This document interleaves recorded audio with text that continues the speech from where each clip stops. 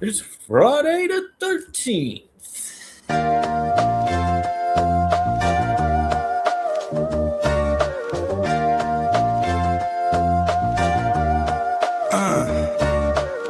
Rock a drum to the beat like a metronome. Bogart, Scott Free, call me Metatron. Suckers, I'm stepping on from here to Lebanon. We ballin'. All my fallen angels got weapons drawn. Right-handed God, cut from the pedigree.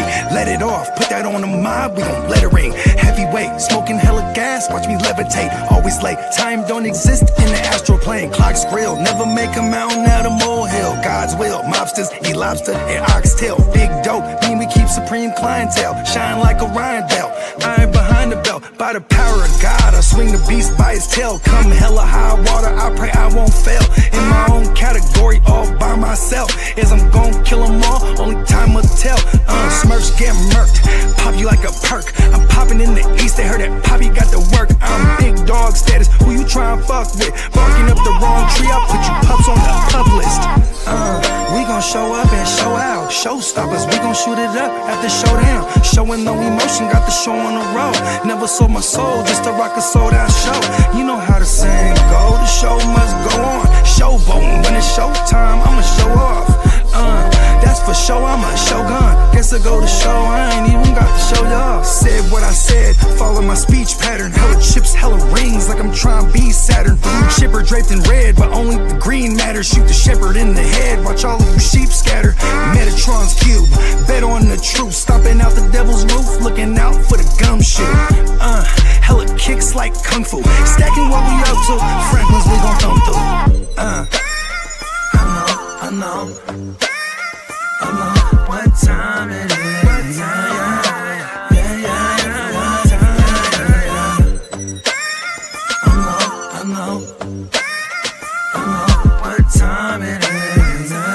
know what time it is. They say knowledge speaks and wisdom listens. I'm out the east, I'm on a mission to get it. I'm a beast, I don't need permission to get it. If I'm gon' eat, then we all gon' feast. They say knowledge speaks and wisdom listens. I'm out the east, I'm on a mission to get it. I'm a beast, I don't need permission to get it. If I'm gon' eat, then we all gon' feast. Rock a drum to the beat like a metronome. Bogart, Scott Free, call me Metatron. Suckers, I'm stepping on from here to Lebanon. We ballin'. All my fallen angels got weapons drawn. All my fallen angels got weapons drawn.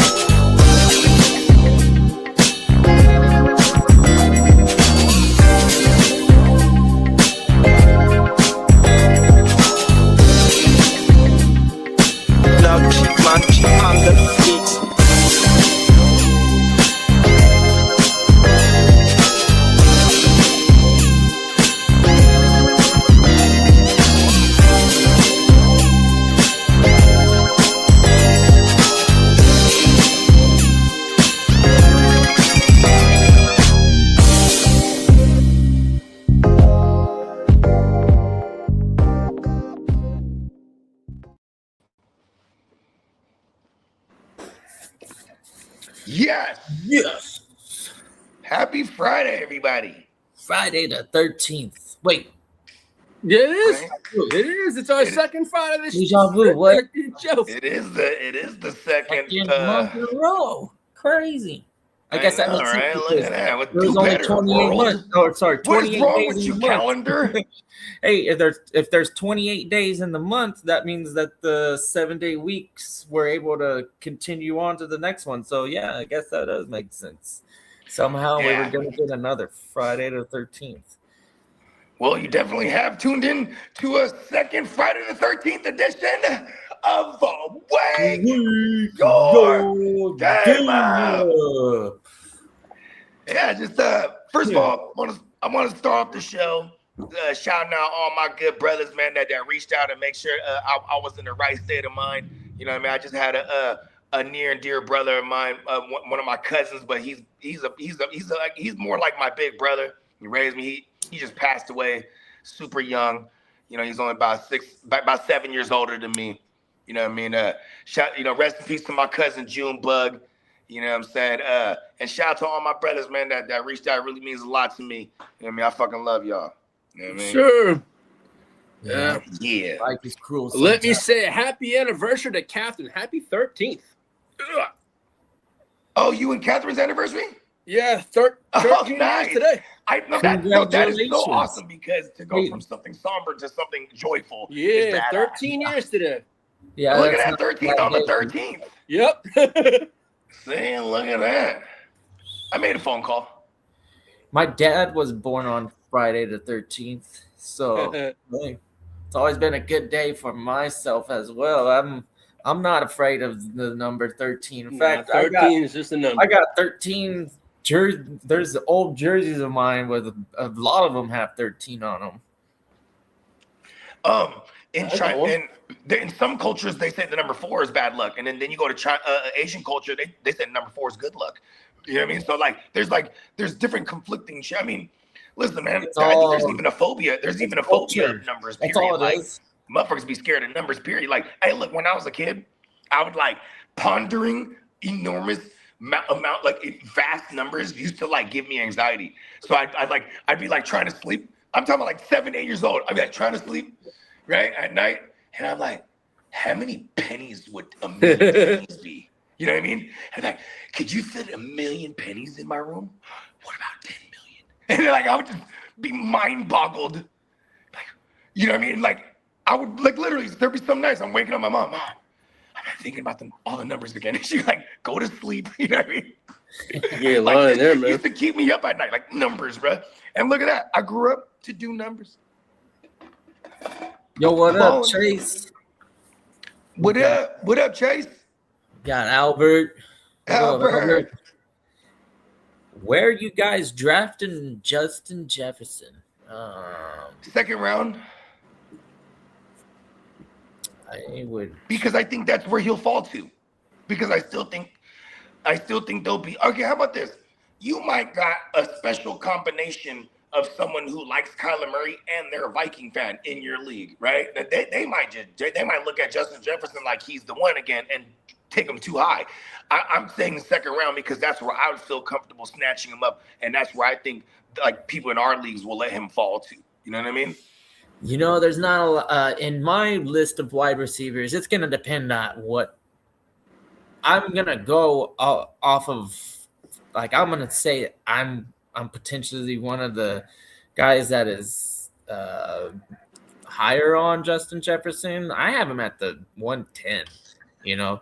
So even in the 10-team league at that 110, I'm still thinking about him right there. 110. See, I'm not mad at that because he might not come back to you though. 11, 112. But it's stylistically when you're at the bookend, these are the type of decisions if you're looking for that score and a discount, and hopefully that my league mates don't have him as high as I have him, then yeah. Okay, let's play a game. Let's play a quick game here. Who would you take over Jefferson? All right. So, would you take Devin Achane over Jefferson?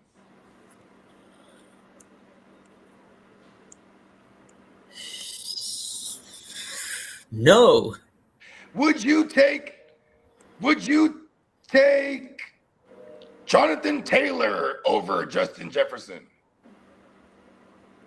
This is redraft talk, right? No. Okay. Would you take? Okay, obviously, not. We're taking Bijan and Gibbs and JSN and I'm still gonna put Chase, The Puka. two running backs, and then everybody that basically CD Lamb. Would you take CD over Jefferson? Yes. Me too. That's You know them what's two kind of are crazy, actually bro? right there on my list, and then I think I got him. I think think I got him at that 12. You know that 112 2-1 area. yeah, I think he's like what probably my wide receiver 6. So I do have. Would you take McBride over him in a tight end league, even if it's a regular tight end scoring, no tight end premium, but it has a tight end spot? McBride is just everybody gets equal scoring. Probably Everybody gets no. equal. I think Justin Jefferson is in for so many targets. I think eventually we're gonna. If we look at Justin Jefferson's numbers last year, look at his numbers with Carson Wentz. Game, so I still think he's gonna get that like a potential 180. Where CD Lamb doesn't have that anymore because of George Pickens, and then who's the other receiver that you could think of that could get 180? I mean, there's Olave. There's Olave who kind of crept up in there, right? Like, yeah. Who else? You got to start to respect the chug. Are we taking Nabbers over Jefferson? No, I think I'm on Jefferson. No, I take I'm Jefferson over Nabbers. Yeah, I'm going Justin Jefferson before Nabbers. I mean, the injury has a lot to do with it, and I don't like Matt Nagy being the offensive coordinator there. I mean, he's been around some pedigree, so maybe that, I'm looking at Matt Nagy's history of like his number one receiving options are like Bow Wow guys, you know what I mean? Which is cool, but I need motherfuckers that's getting 14. Look at this. You look at Justin Jefferson's numbers with Carson Wentz. If you prorate his numbers with Carson Wentz, he would have paced for 1,600 yards. So it's not like Justin Jefferson all of a sudden went bad. It's just because when it was JJ, it was terrible for him. Like, so Kyler Murray, he's just an upgrade just based on, even though I don't like I actually have really fond memories of laughing and having, and because laughter is the best medicine at the expense of how bad Kyler Murray is with you, kidda. So it's like, these are kind of the things that I think of. I'm like, okay, we got little ass Mighty Mouse throwing the ball. But if Mighty Mouse has a favorite target and its translation is to like the approaching McBride, because what did he had the most targets for a tight end? I don't think it was because of positional strength. It was just the best player on the team, so he's throwing it to whoever's the best. And Justin Jefferson is clearly Justin the Jefferson best is unquestioned the unquestioned number one over there. So I think Kyler Murray he does have a phenomenal arm. He could throw on every level of the field, so we don't have to worry about that. But like he's definitely got to move around to do so. He's not looking to take off too often anymore. I'm pretty sure he's going to be behind the best line he's ever on paper. This is the best line he's ever had to protect. He might have a decent season, but I don't want to say anything about Kyler Murray positive. I went against my personal opinion. It's always been pretty consistent. Listen, I lost all respect for Kyler Murray when I beat him in Call of Duty. I was fantasy, real life. He's supposed to be him. Never had him. Never was him for me anyway. So I went against my own rule, and I learned the hard way with Kyler. He burnt me a few times. The 2020 season was the last straw for me. All right, Bogey, you're on the clock. What's that? Oh shit, you're on the clock. Pretty good. Oh yeah, word. Who did he take? I don't know. Johnny Mitten says you're on the clock. Oh, okay. Johnny, I might have someone got signed. I might have to not take a rookie pick here. You might. I do want to get one because I think this is the last. This is one of the last in the third round. In the third round? Yeah, I think we're on like the 313 or something. What did Johnny just do? Yeah, good question. Here, let me Shout out to scroll. Johnny Mins, man. It's another one. It's one that's a Yep, real good brother right there, man. he took a He rookie. made sure tapped in with me too, man. What's up? He took a rookie. So Okay. I know Yeah. somebody shared a link that will track it. I'm not. I'll be right back. Let me go ahead and just make this pick. I'm gonna come back right away. Yeah. Oh shit! Looks like the timer is paused. It's weird. Or is that my computer geeking out? It looks like it's geeking out. Never mind. Where's the? There it is. I am not the. I am nowhere near as talented as JD and Peacock when it comes to the navigating the computer. But yeah, if Sleeper does that for everybody, I'm pretty sure it starts to freaking lag and time out and there we go. Now the clock's going. Would it freeze? Got it. Yeah, there was a glitch with the system. Pretty sure it's not my internet. My internet here is very nice. Last a lot place better. But this one is Is it a lot better? Yeah, That's absolutely. always a plus. Yeah. Yeah, it's the only thing with it is certain like the 5 gigahertz band is the one that you really want to like use, and it's just not good at penetration. Pause. Mm-hmm. Yeah. I knew I was gonna walk right into it. I was prepared for that one, but Bogey went a kicker as well, so that's another rookie. I'm not too sure what round we're in or what pick we're on, but I have 0 rookie picks. I don't know if I'm the only one. I feel like I'm not the only one that doesn't have any rookie picks. Bogey just took his first. I believe that was his first. No, yeah, that was probably his first. Yeah, here we go. He's back. Yeah, look at me. Look who's back. You got your third round pick. Back Round again. 20-something. Bogey's back. Bogey's back. Bogey's back. Guess who's back? Back again. Were you ever a fan of Eminem? Yeah, back in the day when he first came out. Yeah. It was. I was like an Eminem fanatic when he first came out.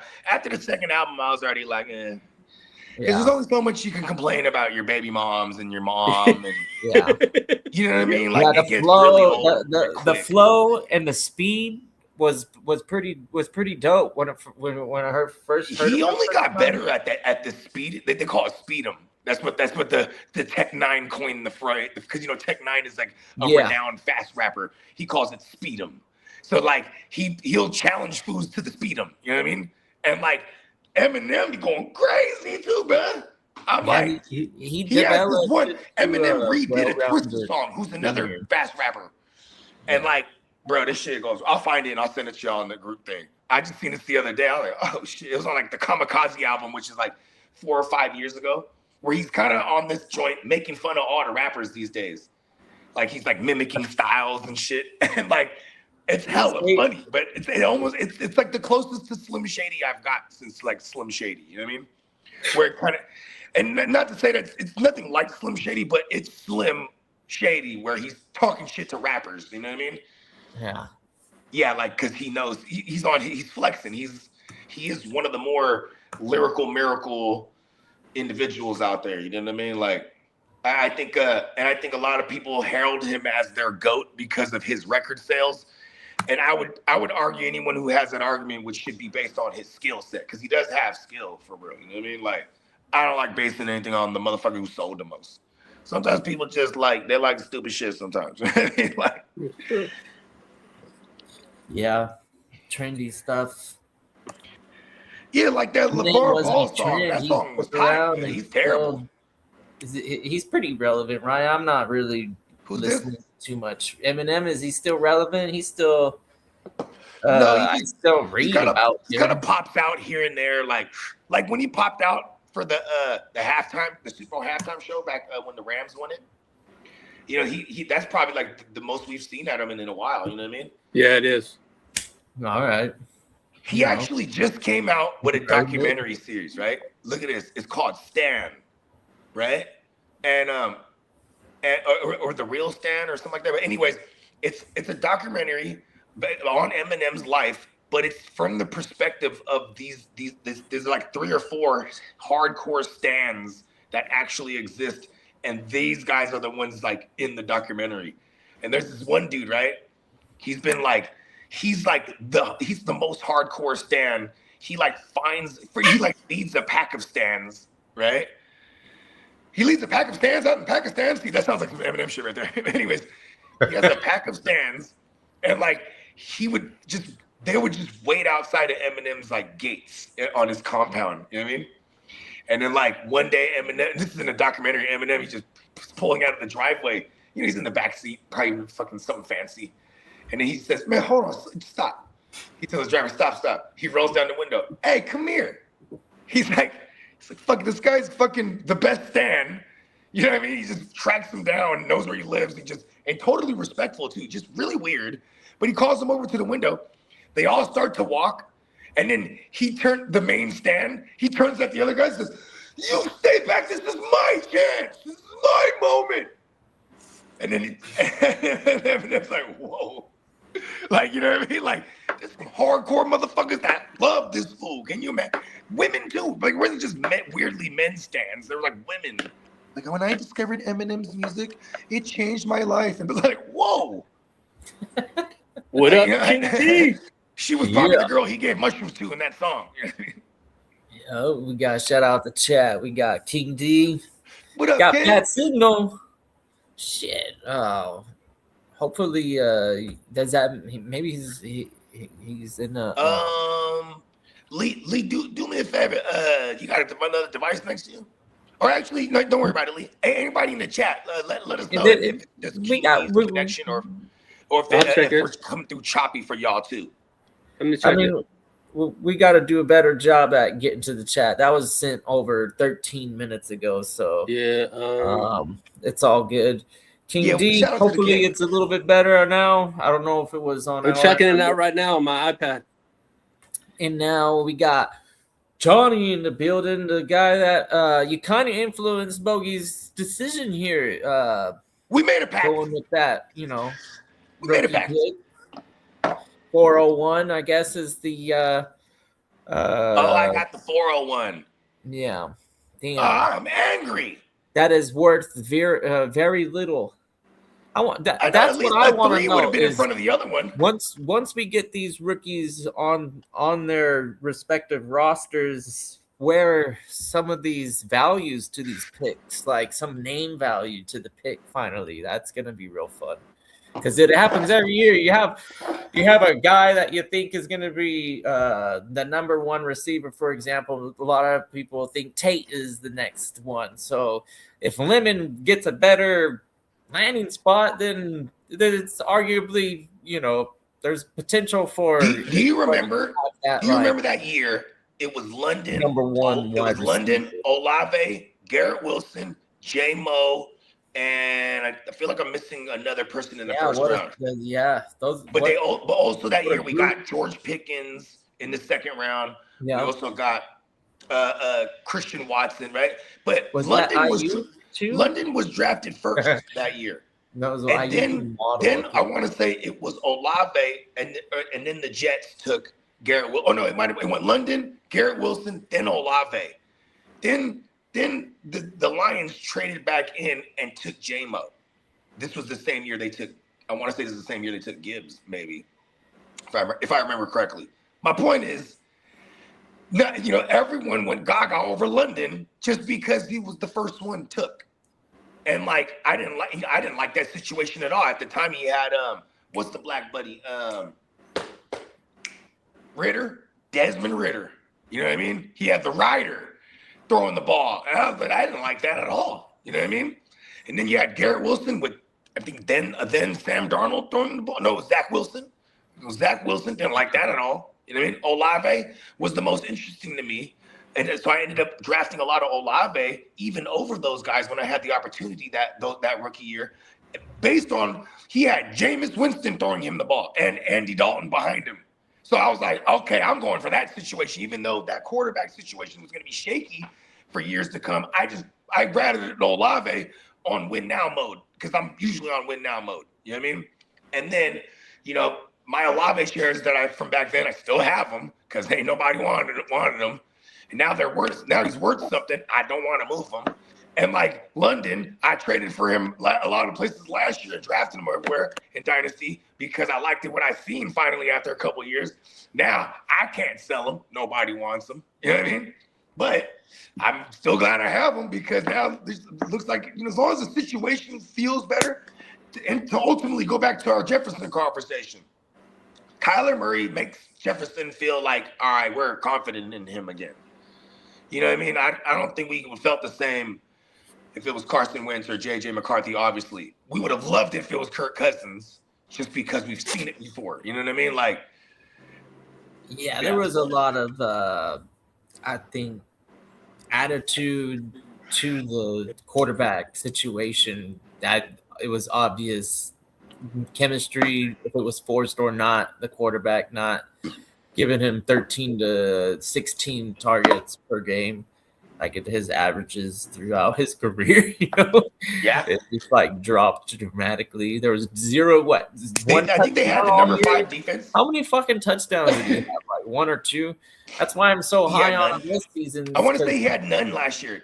I know, right? Have none? 0 was it 1? I don't know. I think he had none. Terrible, bro.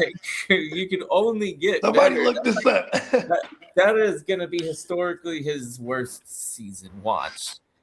How do you feel about players playing with their grills on? My personal opinion is that they're being unsafe. And then you take the wrong hit, you lose all your teeth because that shit just fuck your whole teeth up. It's so optional nowadays, anyways. Are you kidding me? Most of the time, mouth guard, period. I don't even see it on a lot of these. You know what people should do? They should ice out their mouth guard, like the outside of it. I mean, they just fucking have it as an option now. They focus in on all the illegal contact, but the other issue, and you can hit right up under the chin. Fuck your whole shit up. You can definitely bite your tongue or do something that can Back in the days when I used to rock grills and we used to get in wild bar fights, your tongue really you always have to remember to take your grill out. Pretty bloody. You don't take your grill out, someone just punch you right in the mouth. Spit your grill and your teeth out. That's all bad. Yeah, but you got the face mask, so that's true. But I'm just saying, say somebody gets them with their shoulder pad right up under your, right here on your chin. You know what I mean? Biting your lip and your tongue would be and then maybe hitting your teeth together, that would fucking hurt. But most of the time, when you're wearing a grill, it's essentially you're gonna brace for impact fairly well. It's the ones that on offense, anyways. Those are the ones that are kind of like when you're jumping up in the air and. Oh, yeah. Getting a 50-50 ball, getting caught in the air. Yeah. I don't know. Maybe those were the... What's up, Lee? You ready? Yeah, I'm always ready. No. You didn't sound like it, huh? Hold on. I'm always there he is. There he is. Let's shout out the chat before we start getting going. Let's shout the chat out. We got Brandon in the Kyler building. Murray is Kyler Murray is a fucking bum, man. Hey, it's hard to disagree with that. That should be the headline in Minnesota. If I was the sports writer in Minnesota, I'd be pissed. I mean, man, he brought this bum over here trying to make everybody get excited over the absolute worst quarterback in the fucking league, just kind of overrated because he was drafted in the majors too, and he signed a dumb contract that was offered to him. It wasn't even was there a competitive market for Kyler Murray? Did he ever get to an open market for him? Was there I mean, Kyler Murray is good when he's engaged and preparing. Says PB and J. What's up, PB and Waivers? What up, PB and Dub? You know, and I can't argue with that neither. Because look at what he said when he's engaged. Like when you're locked in, but I think he does have that in him. But I don't think he liked where he was in Arizona for a long time. You know what I mean? Like that whole situation. I don't see a lot of talent. I just don't. I've seen some big games out of Kyler. Yeah. You know what I mean? He's had, and all those big seasons ended up a lot of them ended up in season-ending injuries. Where then stupid Bogard was like, he was pacing for 60 total tugs. You know what I mean? And then Kyler Murray go back max to the well yards and he dies last again. year, 220.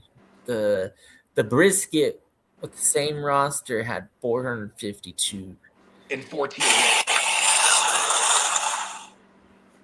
14 games, too.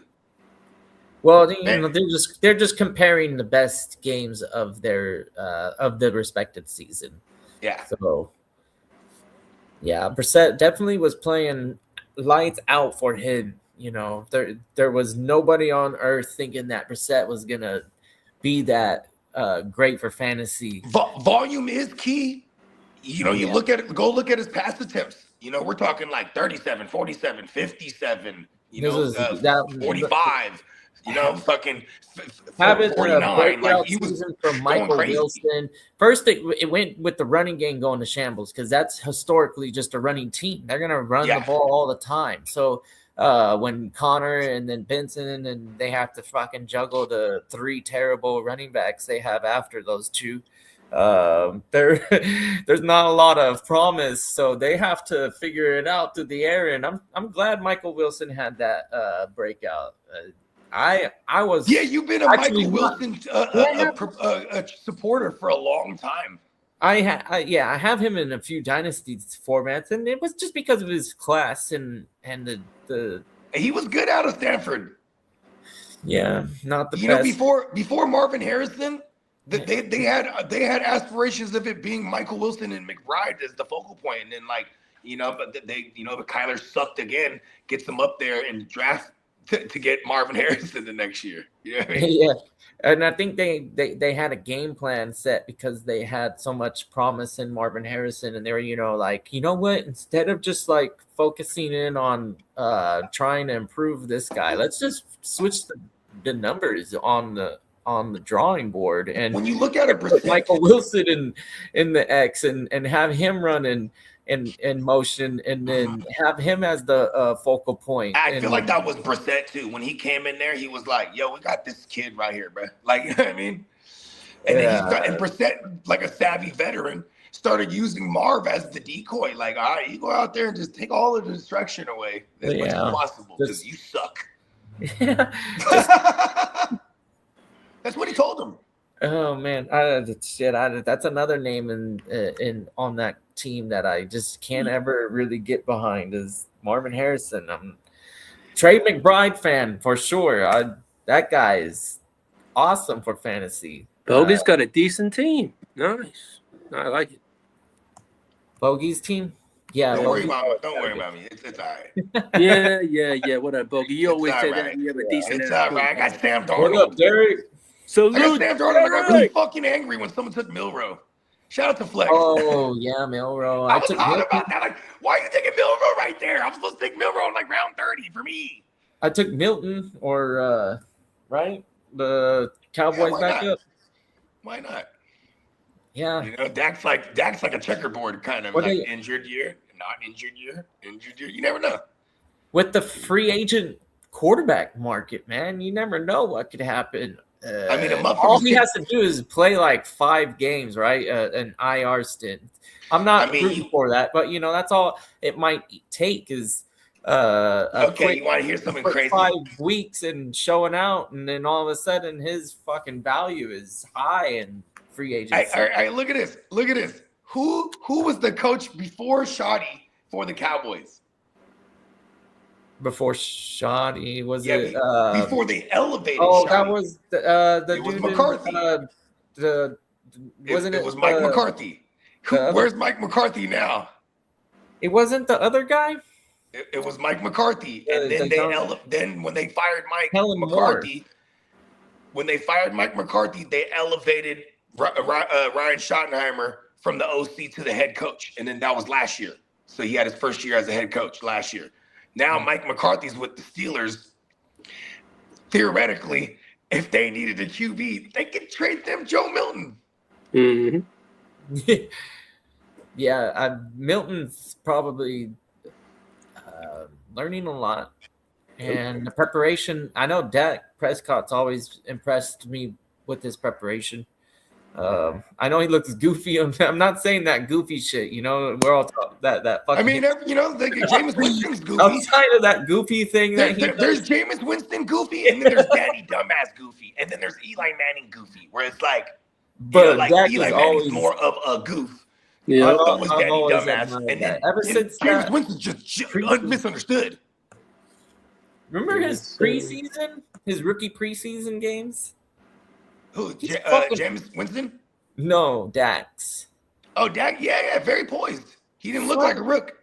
He was changing. He got to start week 1 because what's his name? He was changing calls at the line of scrimmage. I was like on week 1 or week 2 of fucking 2016. 2016. Yeah, it was. I remember this. Pretty fun. I was like, this is pretty nice. I was like, for a rookie, I'm not afraid to take him. And then Tony Romo broke his shit. His shit. The last the dress out game for the preseason. So which is essentially the last game that the starters have to dress out. Yeah, so when you were game. You bought him during the redraft, so you were getting him at a discount, but you weren't getting him at that undrafted. He was going drafted in every single league his rookie year. That's another because you know why? Definitely there's a high probability that you have a Cowboys fan in that league too. Because I distinctly remember my boy Nancy taking Dak everywhere that year. He had all the Cowboys. The Cowboys had that incredible offensive line and. Yeah, there was people taking DeMarco. I mean, what's his name? Zeke Elliott, that 2016, as a top 10 pick in redraft, because of that line was so good, and they spent so much capital on Zeke. The Cowboys he ran for like 1,600 or something, 1,800 his first year. They still something are like that. Last season, they were badass. There's still a couple of weeks where tight end showed out too. I know he was inconsistent, but. There's a couple weeks where he did. Dak's history of his target market share in his career. The second most targeted in his career is the tight end. Definitely always the tight end. Yeah, he loves the tight ends, bro. I mean, he started off with having Witten for a while. You know what I mean? He still had Witten on the tail end of his career. Then they went into, they had Dalton Schultz, and they had, now Ferguson, and you know what I mean. It don't matter who it is. Nope. They're ready though. It don't matter. Even Ferguson went yay last year too. Kind of crazy. He definitely was difficult on a per game basis, but overall he tore it up. He did. Yeah. Yeah. Shit, you ready, Lee? Yes, sir. Yes, sir. Yeah, fuck it, let's go. Well, happy Friday, everybody.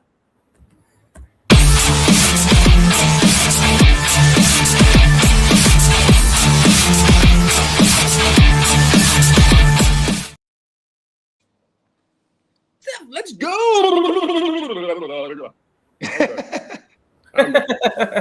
It never gets old. Are we hitting them with the free agencies? No, I hit this drop just like league news, like league business.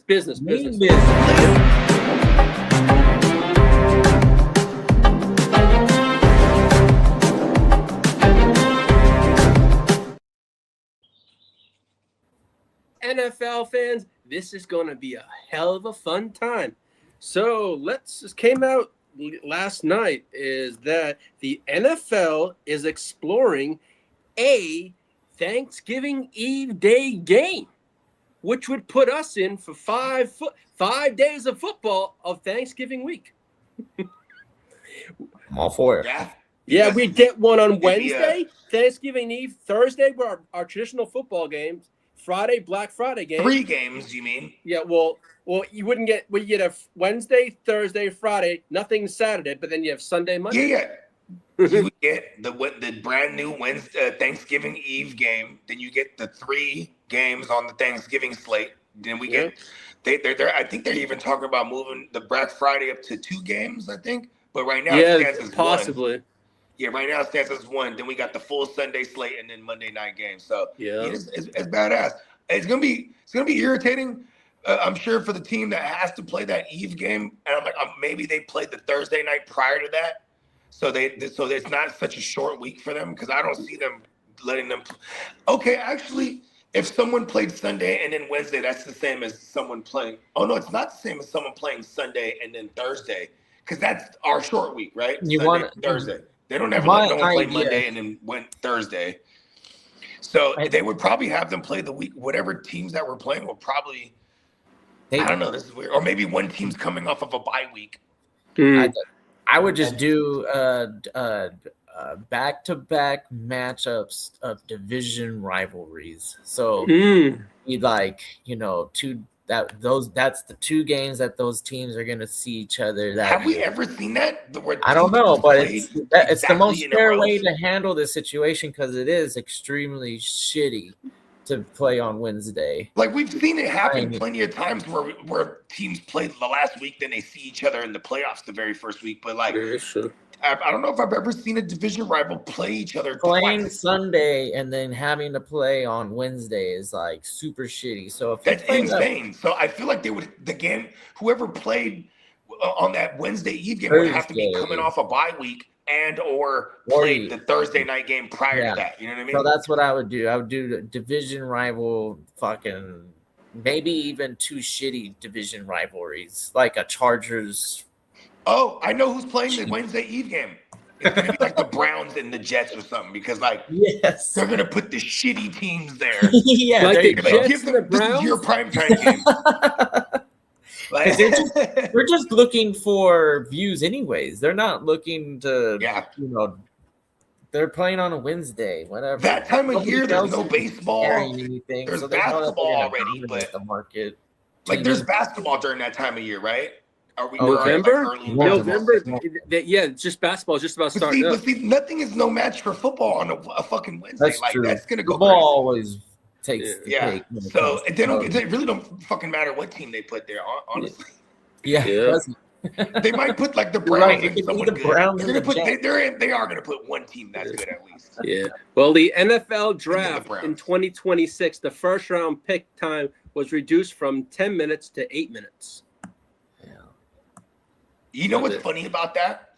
It's like I feel like that's more so they can get 2 more minutes out of commercial ads they can run because they make money off this shit in every way. And Ian Rappaport is expected. Imagine that though too. It's Roger Goodell. Hey, bro, you're OTC, bro. Yeah, this will be a wild. Hey, whenever you get a chance, my good brother. Well, we know with make the pick. Well, we know with NFL Network, the merger starts with ESPN in May. Well, Ian Rappaport is expected to join Adam Schefter when the merger starts. That's going to be a wild, too. They're both competing against each other, and they're going to work together.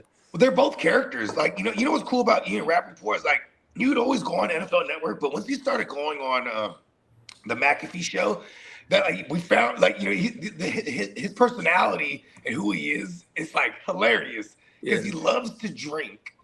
Right? So anytime he goes on McAfee, he'd be like, oh, sorry, guys, I was 5 minutes late. Oh, you boozing again? Like, they just get on him like he's a drunk. You know what I mean? And he's always defending. He's like, hey, man, I like to have a drink. But, he's like, when I'm behind these doors, and, rubbing elbows with these execs and team officials and you know what I mean? Like, hey, so a lot of times you're having drinks. How do you think you're going to get information out of a motherfucker? He's an NFL insider. You know what I mean? Yep.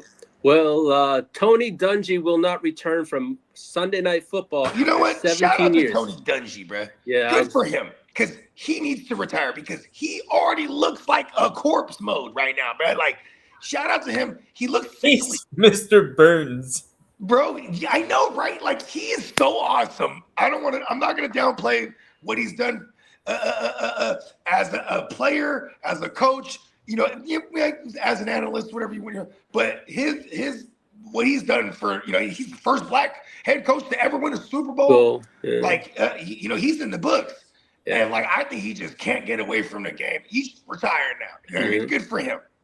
He's old in a motherfucker. Offensive tackle Josh Ninjman announced his retirement at age 30, and also Bryce Huff announced his retirement after 6 seasons. Yeah, I mean, that substation, he was like, it did it to me. Bryce Huff was like, listen, you know what? I'm surprised Bryce Huff didn't just go and be rotational in Tennessee. Like, Saleh would just bring him around. You know what I mean? Yeah. But it's crazy. I've seen it happen even for some other Niners. I think his name was Bruce. What was his name, bro? He was a linebacker, a white boy. He hit hard too.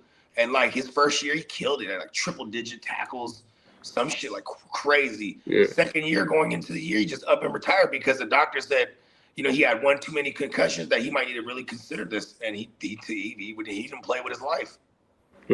Well, the Broncos are the only team in the NFL yet to sign an external free agent.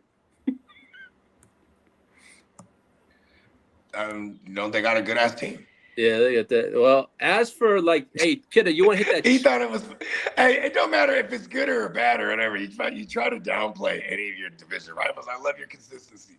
Yup. I thought Chase was in the building. So stupid. Look at him even sign anyone. Stupid Broncos. Donkeys, they got a good ass team. They're donkeys. They actually have the number 1 seeded team. It happened. Yeah.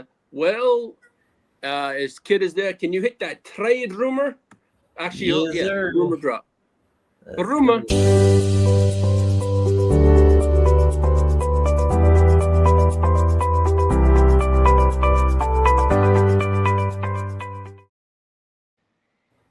Los Angeles Rams, they're monitoring the A.J. Brown status.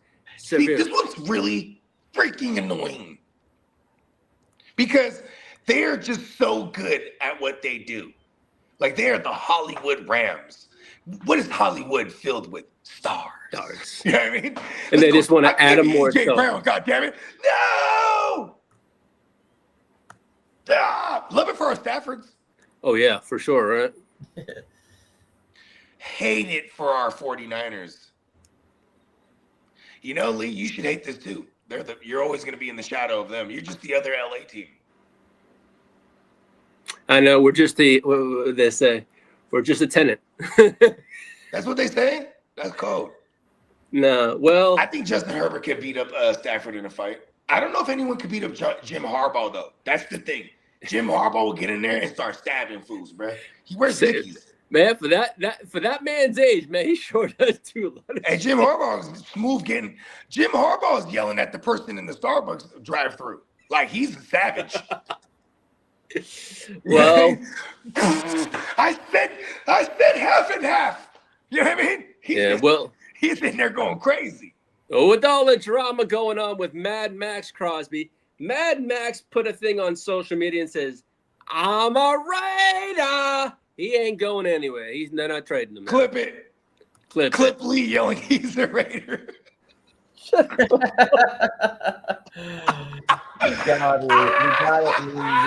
no, man. Diabolical. It's going to be a fun year, man. That division is going to be fun now.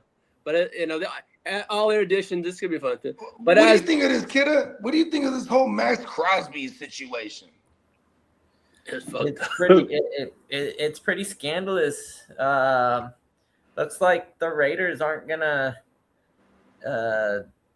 lose out on a lot. I guess they're gonna retain Max Crosby, and then they were able to afford all the players that they signed. It's the Ravens that really fucked up. That's the Ravens. The Ravens are kind of diabolical here, huh?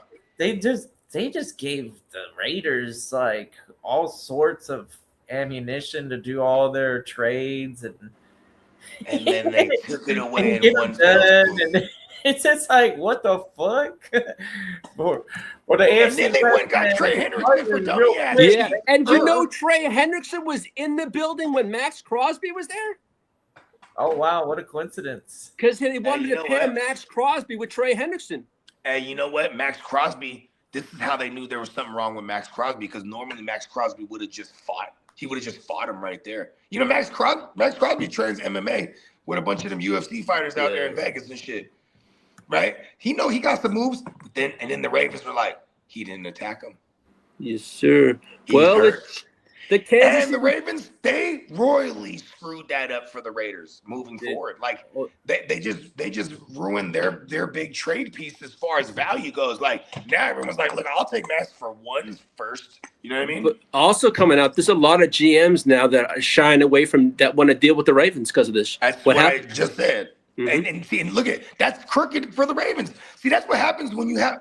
First of all, you know who started the GM, who was the first GM for the longtime GM for that organization was Ozzie Newsome. Yeah, he basically stole that whole fucking draft board and he took all the staff, but Saban and Bill Belichick. He took all that and went to the Ravens when they canned the Browns initially. Y'all remember that? Yeah. Right? So then here goes, and look at, so this is an organization kind of built on the shady shit, you know what I mean? Yeah. Quote the Raven, nevermore. Well, as for Tyreek Hill, the Chiefs, Chargers, and the Patriots are the teams that are interested, along with the Commanders. For who's this? For Tyreek Hill. Yeah. And I have you guys as the landing spot eventually, because it's going to be like I feel like this is going to be like an October signing. Yeah. Now, because here's the thing. This is what hurts Tyreek Hill. All those teams on that list, like the Chiefs probably going to draft somebody. Mm-hmm. Yeah. Right? They're not fucking around anymore. It's reset time. They're smart over there. You know what I mean? Like they paid a running back. So they're like, all right, you know what I mean? Like, look at what they've been doing with running backs before that. They're getting all these late round guys, undrafted free agents, because they learned they got bit in the ass with the Clyde Edwards-Helaire thing, taking him in the first round. You know what I mean? After that, they had success with Damian Williams. They had success with fucking Trent McDuffie. Whoever the fuck it was. Yeah. Isaiah Pacheco. Exactly. You know what I mean? 7th round guy. It did not fucking matter. Who did they brought in the guy for the night? Jarek McKinnon. Yeah. It didn't fucking matter. So now them getting Ken Walker, I feel like I don't think they're satisfied with just Rice. They didn't bring. I mean, I think they're retaining Thornton. I think. Not even sure about that. Yeah, they so did. They really don't have nobody. They did. They did. Okay. See, wow, bravo. So that actually hurts Tyreek Hill. They got a youngster with actual speed who's probably as fast as Tyreek Hill in this stage of Tyreek's life. You know what I mean? Yeah. Now, as for the Raiders, they're expected to show interest in Kirk Cousins. Hey, who the fuck was I talking to yesterday? Oh, I was talking to my Cuzzo. You know, being Nose, the one. He's the Raider fan. He was in the 32 with us. Anyways, Mendoza, I was telling him I could totally, because look at this. Look at this. Kubiak, his system is like a mirror system of the Shanahan lineage, you know, because like Kyle, you know what I mean? He learned from Gary Kubiak and Mike Shanahan, you know what I'm saying? Because obviously Clint Kubiak is Gary Kubiak's son, you know what I mean? Mm-hmm. So like, and you know who played with Stefanski for hella long? Who's the Gary Kubiak disciple? Kirk Cousins. You know what I mean? So like that makes total sense. Yeah. Because you do got a rookie, and now with Max Crosby staying there, you have to go for it now. Shout out to Derek and PB and J. What up, fellas? But see, you get what I'm saying? Yeah. What up, PB and J? Shout out to my man Derek too. But you see, this is what I'm saying though. Like with the Max Crosby thing, if you got him there, and now no one will trade for him. You bringing in Kirk Cousins is a nice preemptive move to be like, okay, let's try to hit the ground running, because we're already going to draft our QB for the future, and like, you know what? If it ain't working out, or if and when they're like 1-5 or something, they'll just be like, you know what, Cousins, you know, we're just going to see what we got with the kid already. You know what I mean? Mm-hmm. Yeah. Well, Marquise Brown wants a reunion with Lamar Jackson in Baltimore. That'd be a great spot. because I'm not a Zay Flowers guy. Yeah. And like Hollywood Brown, though, he is getting there up in age where, and that's another guy too. When he was in his prime, or well, not in his prime, but when he was like relevant, Kyler Murray was the one throwing him the ball. He only had really one good year with Lamar Jackson. That was and that was his rookie year. That was the 2019 year where in Hollywood, that was his best year to me. That he was connected to the MVP that year. You know what I mean? It's true. Now, Romeo Dubs is expected to take the place of the Romeo Diggs role of Stephon Diggs role in New England. But New England also hasn't ruled out as Stephon Diggs returning, possibly. Yeah, but here's the thing though. Look at what Romeo got paid. That's their guy. If they bring in Diggs, it's on a 1 year, like, give a fuck about you deal. Yeah, a veteran man. Yeah. This is a fact. And Diggs could be a guy who doesn't sign anywhere until like literally like after training camp or some shit like that. Because hoping someone gets hurt or something like that. Yeah. No, that's not that. This is why Aaron Rodgers hasn't said anything yet either. Bro, they don't want to go to no fucking training camp, mini camps, and OTAs. They don't want to do none of that shit. There. They're OGs, bro. Yeah. You know what I mean? Now, and like, if they don't show up, it looks bad as an OG for the youngsters. So they just wait till after that shit. Then they show up. Yeah. You know what I mean? Now, as for the Cardinals' edge, Josh Sweat, he requested a trade. The teams interested are the Packers and the Eagles. If he goes to the Packers, that's nasty. Because Jonathan Gannon's there now. Ooh, that's right. Yeah. Jonathan Gannon had him balling in the Eagles. Then he traded for him from the Eagles to bring him over to the Cardinals when he was the head coach. That was last year's acquisition. He killed it over there last year again. And now he's like, yo, trade me back to Gannon. I fuck with that, actually. Well, I know we talked about it last week, but BTJR is still in the news, and he's available for a second-round pick. They have not said that they're still floating his name out there, but they're looking for available for a second-round pick. I've been on hold. I got on my second phone. I'm on hold still right now. Well, we're still waiting on that Brandon Ayuk release, which will be as opposed June 1st release, and the Commanders. How do you feel about BTJ? I like that. I want the Jets. I want the Jets to go out there and use a second on him right now. Right now, right? Go out there and get him. Damn it. Garrett Wilson and BTJ would be nasty for whoever. I don't give a fuck if it is Geno. That's just nasty. I was talking out with Ty Mayberry, and he said he'd send a second-round pick for him, too, for the Chargers. That's why I was asking you, what do you feel about him? I would. If you didn't like him, no, I would. The moment you signed him, you would definitely like be on him. You know? No, I'm being honest. I would. That would be nice. Come on, he's a bad motherfucker. Yeah, it would be. And he was Harbaugh's favorite wide receiver in the draft when he came out too. You know what's kind of crazy is like I think Trevor Lawrence makes a career out of making mediocre guys look better than they are, and then when he has actual good players, he can't do shit with them. So it's like they're like it's weird. BTJ's too good. We got to get rid of him. Well, speaking of speaking of the team that you're representing, Jacoby Myers, then let's pay him. No disrespect to Jacoby, but he has number 2 written all over him. You know what I mean? Yeah, well, speaking about your team, Bogey, the San Francisco 49ers are seeking a astronomical deal for Mac Jones.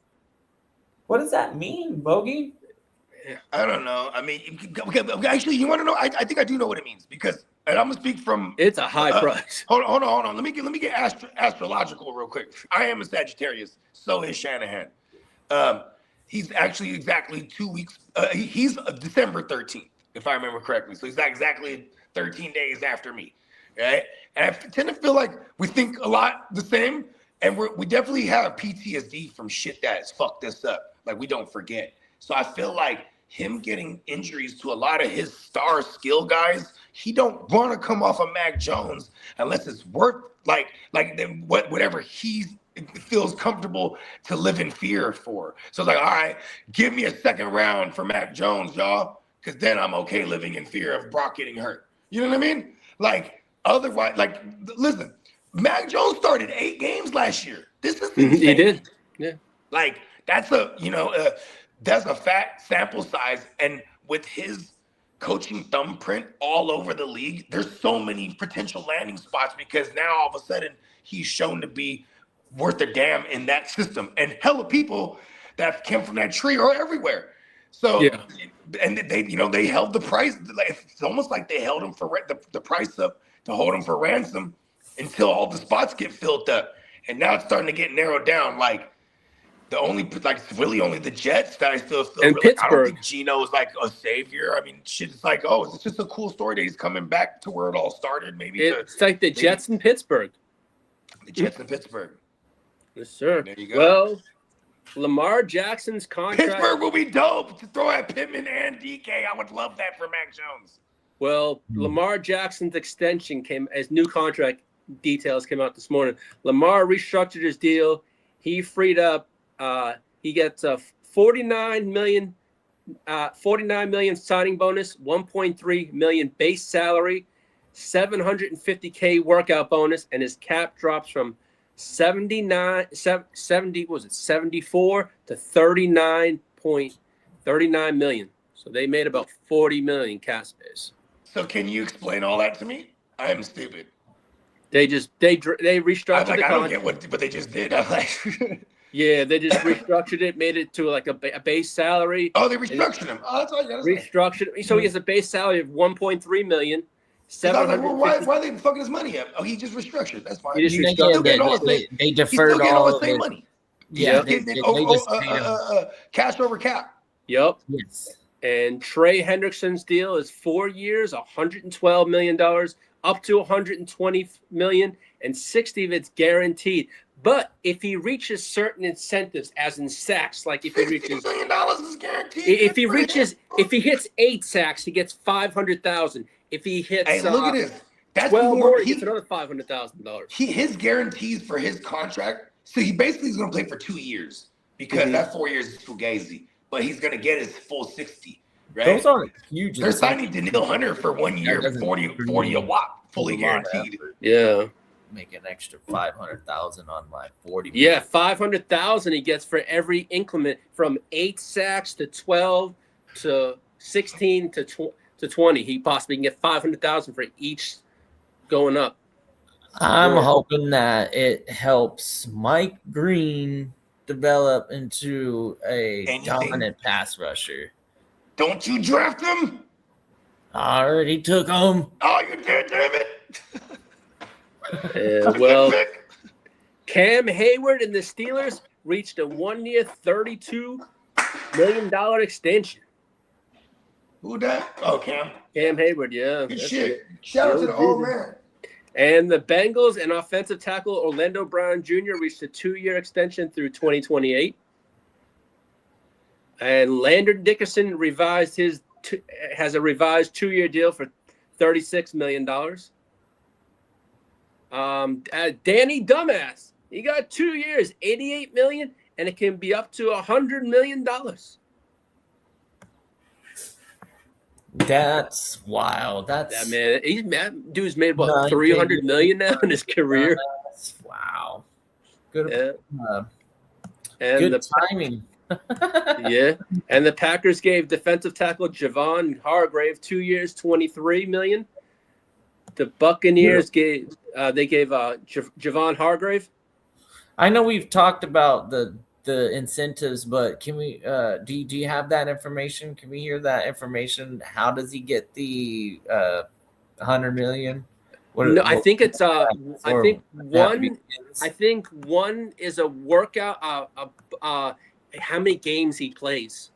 It's a structured contract where the amount of games he plays, he can reach certain. So their out is to tell the offensive lineman to say, "Hey, stop blocking and let them get destroyed." And then they'll be able to back out of their contract, man. Watch out, dumbass. Yeah. It sounds good on paper, but the $100 million, you're gonna have to earn that thing. Otherwise, what? It's $60 million guaranteed. Yeah, 60 That's million so guaranteed. Yeah, they gave him quite a bit. Yeah. That's so nice. And Can't they say imagine he's how gonna. big my And smile is. they say, Six. and they said, dumbass will be ready for the start of the season. So Yeah, he'll be. Unless he has setbacks, I guess setbacks can occur. It's not. yeah. Well, look, the Cardinals gave James Conner a revised 1-year, $3 million deal. Yeah, that's chump change too. So I'm Exactly. glad that because like that's damn near the minimum for his longevity. Every year Exactly. that you play, the veteran minimum goes up. Who's So that, James Conner? Yeah, he Yeah. got a 1-year, $3 million deal. Yep, yeah, revised. that's Where's deal. he at? that might be In like Arizona. the minimum for him. That's fucking annoying. They retained him. Yep, Yeah. retained him for 1 Oh, year. but they did bring in Algier. They Algier. brought in Algier. So Yeah. I still feel like it's going to be Algier. It's Yep. Algier. It's He's the new regime. It's still a new Connor's- regime. You know what, though? Shout out to James Conner because his story is fucking incredible. You know what I mean? He still keeps going. His whole career started off being a hometown kid. He beat cancer. And he got on the field when Lev Bell was doing all that bullshit. He held up for the year. And then James Conner just exploded onto the scene. Shout out to my man, James Conner, bro. Yeah. Now, as for the Bengals, they signed Jonathan Allen for 2 years. The Falcons this morning signed outside linebacker Arnold Ibuke for 1 year, $7.3 million. Ooh, that's a Mecca's brother? Yes, I believe so. I think it is, yeah. And the Steelers signed Hold Jaquan. on. So we got Emeka Ebuka, right? But then his brother is Arnold. No, this is a different. It's Arnold Ebiketie. Well, when I asked you, you said yeah. No, it's not Ibuke. No. No. Hey, you just be agreeing and shit. You gotta be careful with that because once I catch on, I'm gonna have you agreeing to all kind of crazy shit. Now, I know we talked. The Steelers picked up safety Jaquan Brisker for 1 year, $5.5 million. Nice landing spot. Now, love that spot for him. Now, as for free agency signings and re-signings, the Patriots signed linebacker KJ Britt for a year. KJ. The Dolphins picked up Joshua Uche for a year, who was with the Patriots, I believe, last year. Yep. And I believe the Browns picked up tight end Jack Stoll for a year. The Texans picked up Uche had a little run. He had a little run there a couple years ago before the new regime came in. And the Texans picked up tight end Foster Morneau. Man, he's still playing. And Who's that?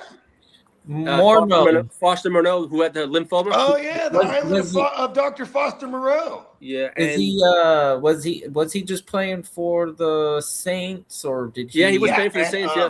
Shout out to the Saints because when he was there last, he was fighting cancer, so they signed him back so they can make sure his medicals was straight, bro. Yep. And then he beat the cancer, and now he's back.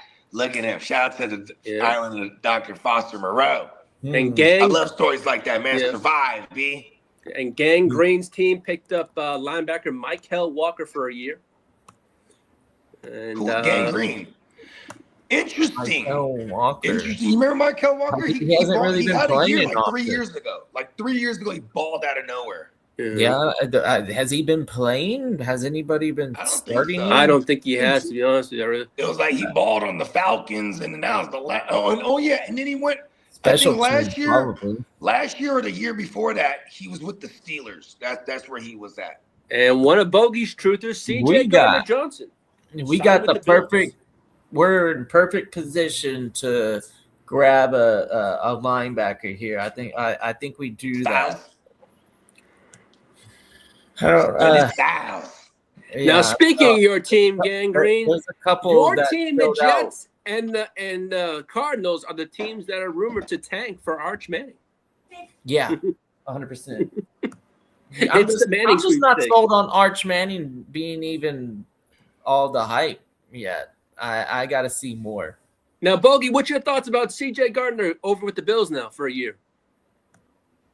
I mean, it's kind of what they do over there. They get veterans at that safety position specifically. When they drafted Cole Bishop a couple years ago, that was badass because that was the first time they did that in a while. Because they always would do like the Micah fucking, what was his name? A Poyer. What was his Oh name? yeah, and then they had who was it? Then they did have the youngster that had the heart thing. What was it, Damar Hamlin?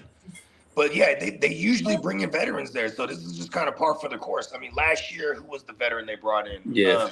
The buddy from the Rams. 2 years ago, they brought him in. Somebody help me out here. What's his name? Oh God, He was good too. Trap? No. Oh God, the names hit me too. Damn, he has like a 4-letter last name. It's just gonna drive me crazy.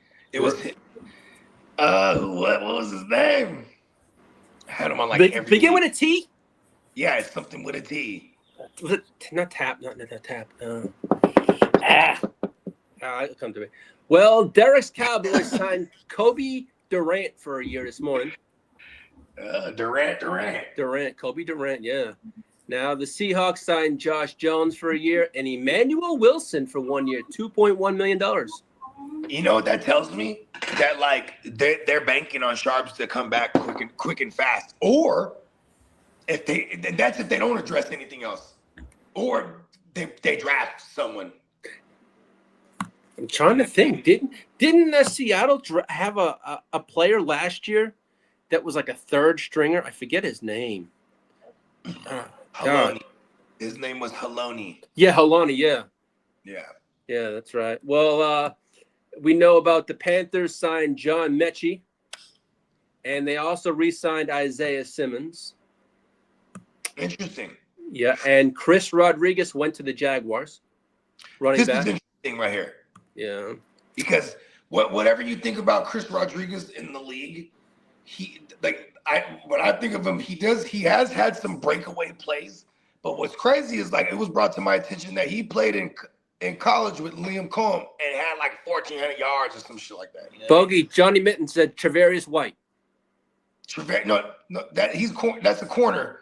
I'm trying to think of their fucking. They had a safety. Thank you, though, Johnny. But they had a safety that they brought over from the Rams at one point. Tre'Davious White got sent to the Rams from Buffalo at one point, so maybe that's where he got. Maybe I might have confused him. But it wasn't Hall or Huff or is it someone Trout? No. Ham. Well, sorry, I had to break away for a minute. That's all good. Well, do you remember the safety that played alongside Damar Hamlin, and then before they drafted Cole Bishop, he at Buffalo? Oh, yeah. I think Johnny. He went to the Rams after. It was Taylor Rapp. He went Taylor to Rapp. There you go. He was something with a T. And you know what's funny? I go, Trap. I go, is it Trap? I go, oh, no, that's not a name. And then Lee goes, it's something with a T. And I go, it is. Taylor Rapp. In my mind, I said Trap. Yeah. Yeah, he showed. That's who it was. Okay, he showed a little flash. It was killing me that I didn't remember it. Yeah. It was. It's really the over there in Buffalo was the older guy, the safety. Poyer. Yeah. Fuck yeah.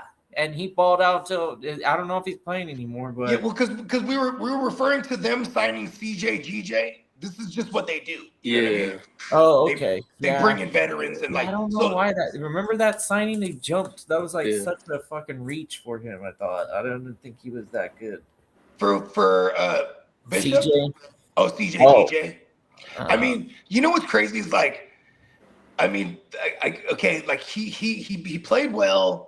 No, you talking about he played Gardner Johnson? Well in spots. He's not a consistently good player. CJ Gardner Johnson in college was amazing. So I knew that he was going to be a pretty good player. It was the running back. Remember CJ? What was his name? CJ 2K?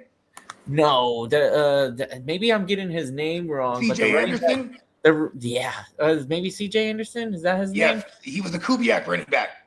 Once Kubiak got to the Broncos, that was one of the first things they did in the draft. They drafted. No, for the Bills though. There's the Bills running back in the day that I think CJ Spiller. It was Spiller. There you go. Oh, Spiller, yeah. And Fred Jackson. Freddie Jackson. Yeah, they already had Fred Jackson, who was a true Yep. 3-down back, and then freaking they tried to throw CJ Spiller in there, and he was trash. I think he had like 2. Yeah, he really was. Though I remember this. And you know who was He had slinging like it? It was the like Magic 2 good Man. weeks in his whole career. Yeah. Well, the And New the York Magic Giants- Man was slinging. Oh, and he had Stevie Johnson. Remember Stevie Johnson. He was badass. Now, But I think that's more because whoever we've come to find out that whoever the Magic Man chooses to put the magic on, they ball out during that time period. You know what I mean? We have a long list of names that because Fitzmagic has been everywhere. well, the Giants re-signed Evan O'Neal, and they also signed wide receiver Calvin Austin for a year. Oh. And as we know, the news. Yeah, and I almost took Calvin Austin, but I took the rookie pick because I was like, because I thought we were still in the 3rd round. Oh. And we know the news came out last night that Kyler Murray signed a 1-year deal, and Aaron Jones got a revised deal back to go to Minnesota. Yes, sir. And the Commanders signed Chigakonkwe for 3 years, That's a good and signing. Rashard White for a year. Yeah. That's a good signing too, because I think Bill's okay now. Because Bill cannot catch the ball, and I don't know if this is just like because they never target him, but they don't target him at all. Mm-hmm. So like Rashard White being in there, and for on a team, he could pass pro too. Like he's one of the better pass pros at running back. Maybe it's a lot to do with his size because Rashard White's not a small back, but he's terrible between the tackles. So and enter Krosky Merritt, who's good as a runner between the tackles, outside stretch zones. He had some big plays in every facet last year outside of the passing game because zero contribution to the passing game. Now, as for your 49ers, Bogey, they signed Jake Tongas to a 2-year contract. Let's go. And they also picked up Trey Greenlaw for $7.5 million for a year. Come back home. Yes, sir. Hey, look, because you know why? We got because we're an old team. I wanted us to go young. I guess when they bring in Mike Evans, you know what? We need to be old then, I guess. CMC, old. Mike Evans, old. Bring back Debo and Greenlaw. Fuck it. You know and your 49ers picked up a defensive tackle in a trade with the. How old is he? I think he's about Iggy or whatever his name is. He is for you. Is he? I forgot to figure out a nickname because he's part of the gang now. He came over from the boys. What is it called? OD? OG or something? He's OD. I can't pronounce his last name. OD. Yeah, OG Zizzy or something. We getting jiggy or something like that. Okay, he is 5 years. He's 27 years old. He's not old enough. Well, yeah. We need to be all 30 plus. Y'all give up a 3rd round pick for him too, so yeah. That's pretty significant. I actually love it. Yeah. I actually love that pickup.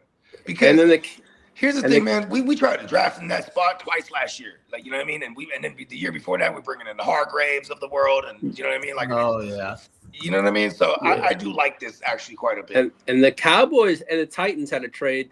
The Titans received defensive lineman Solomon Thomas and a 7th round pick, and the Cowboys received just a 7th round pick. So it's a system guy. I mean, Solomon Thomas, he was drafted to the Niners back in 2017 by like that's super. Just like get you in here and teach these other guys around you.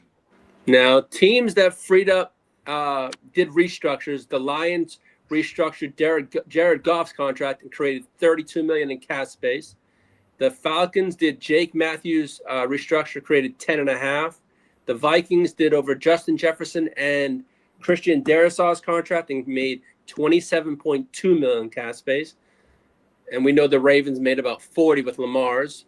The Bills did Josh Allen's and they created $40 million in cap space. And they might pay Addison now. Yeah, that's probably.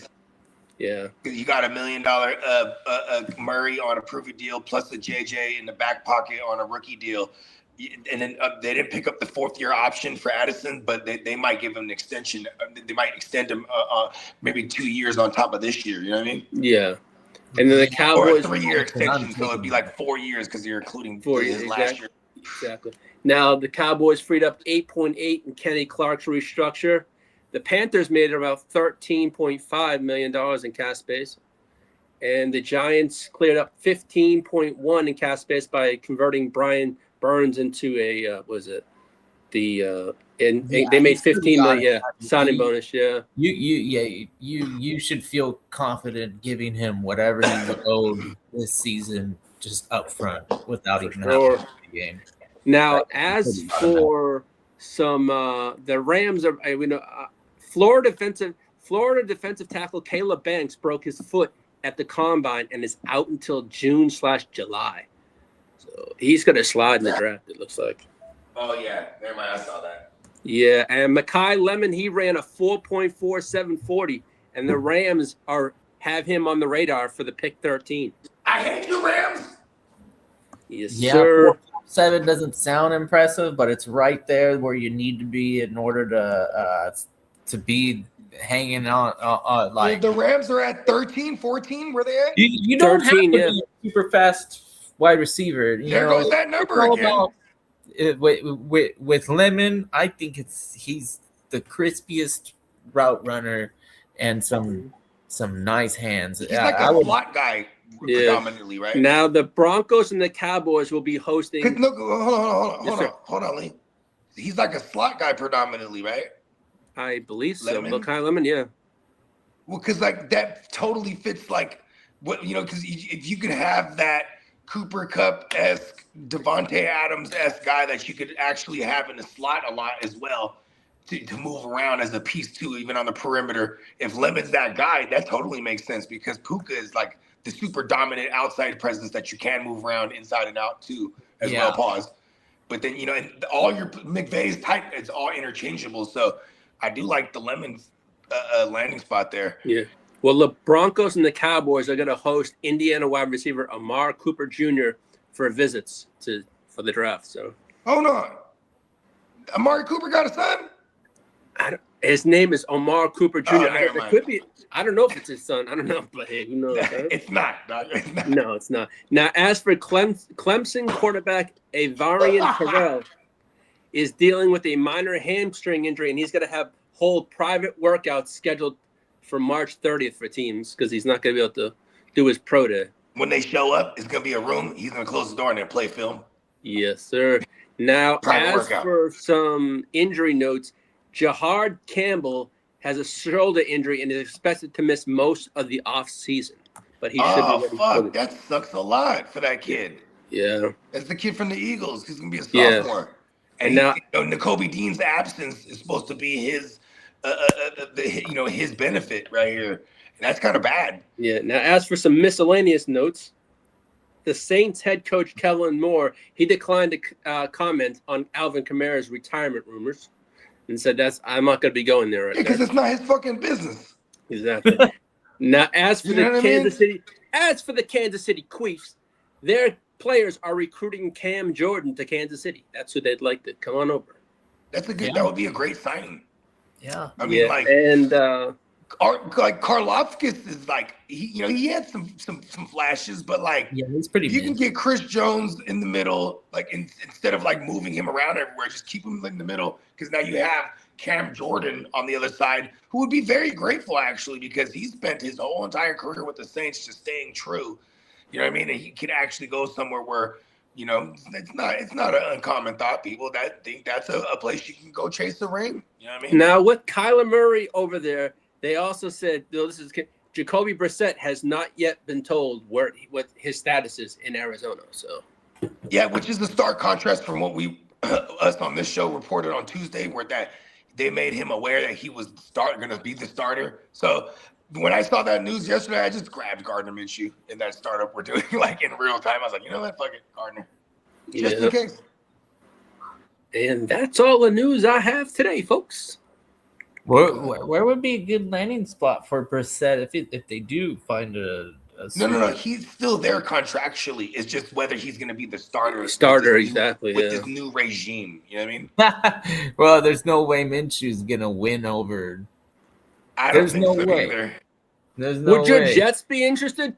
I mean, the players are going to say so. The players are going to vouch for Brissett. Smith, are you kidding me? They're definitely trying to the players will vouch for Brissett.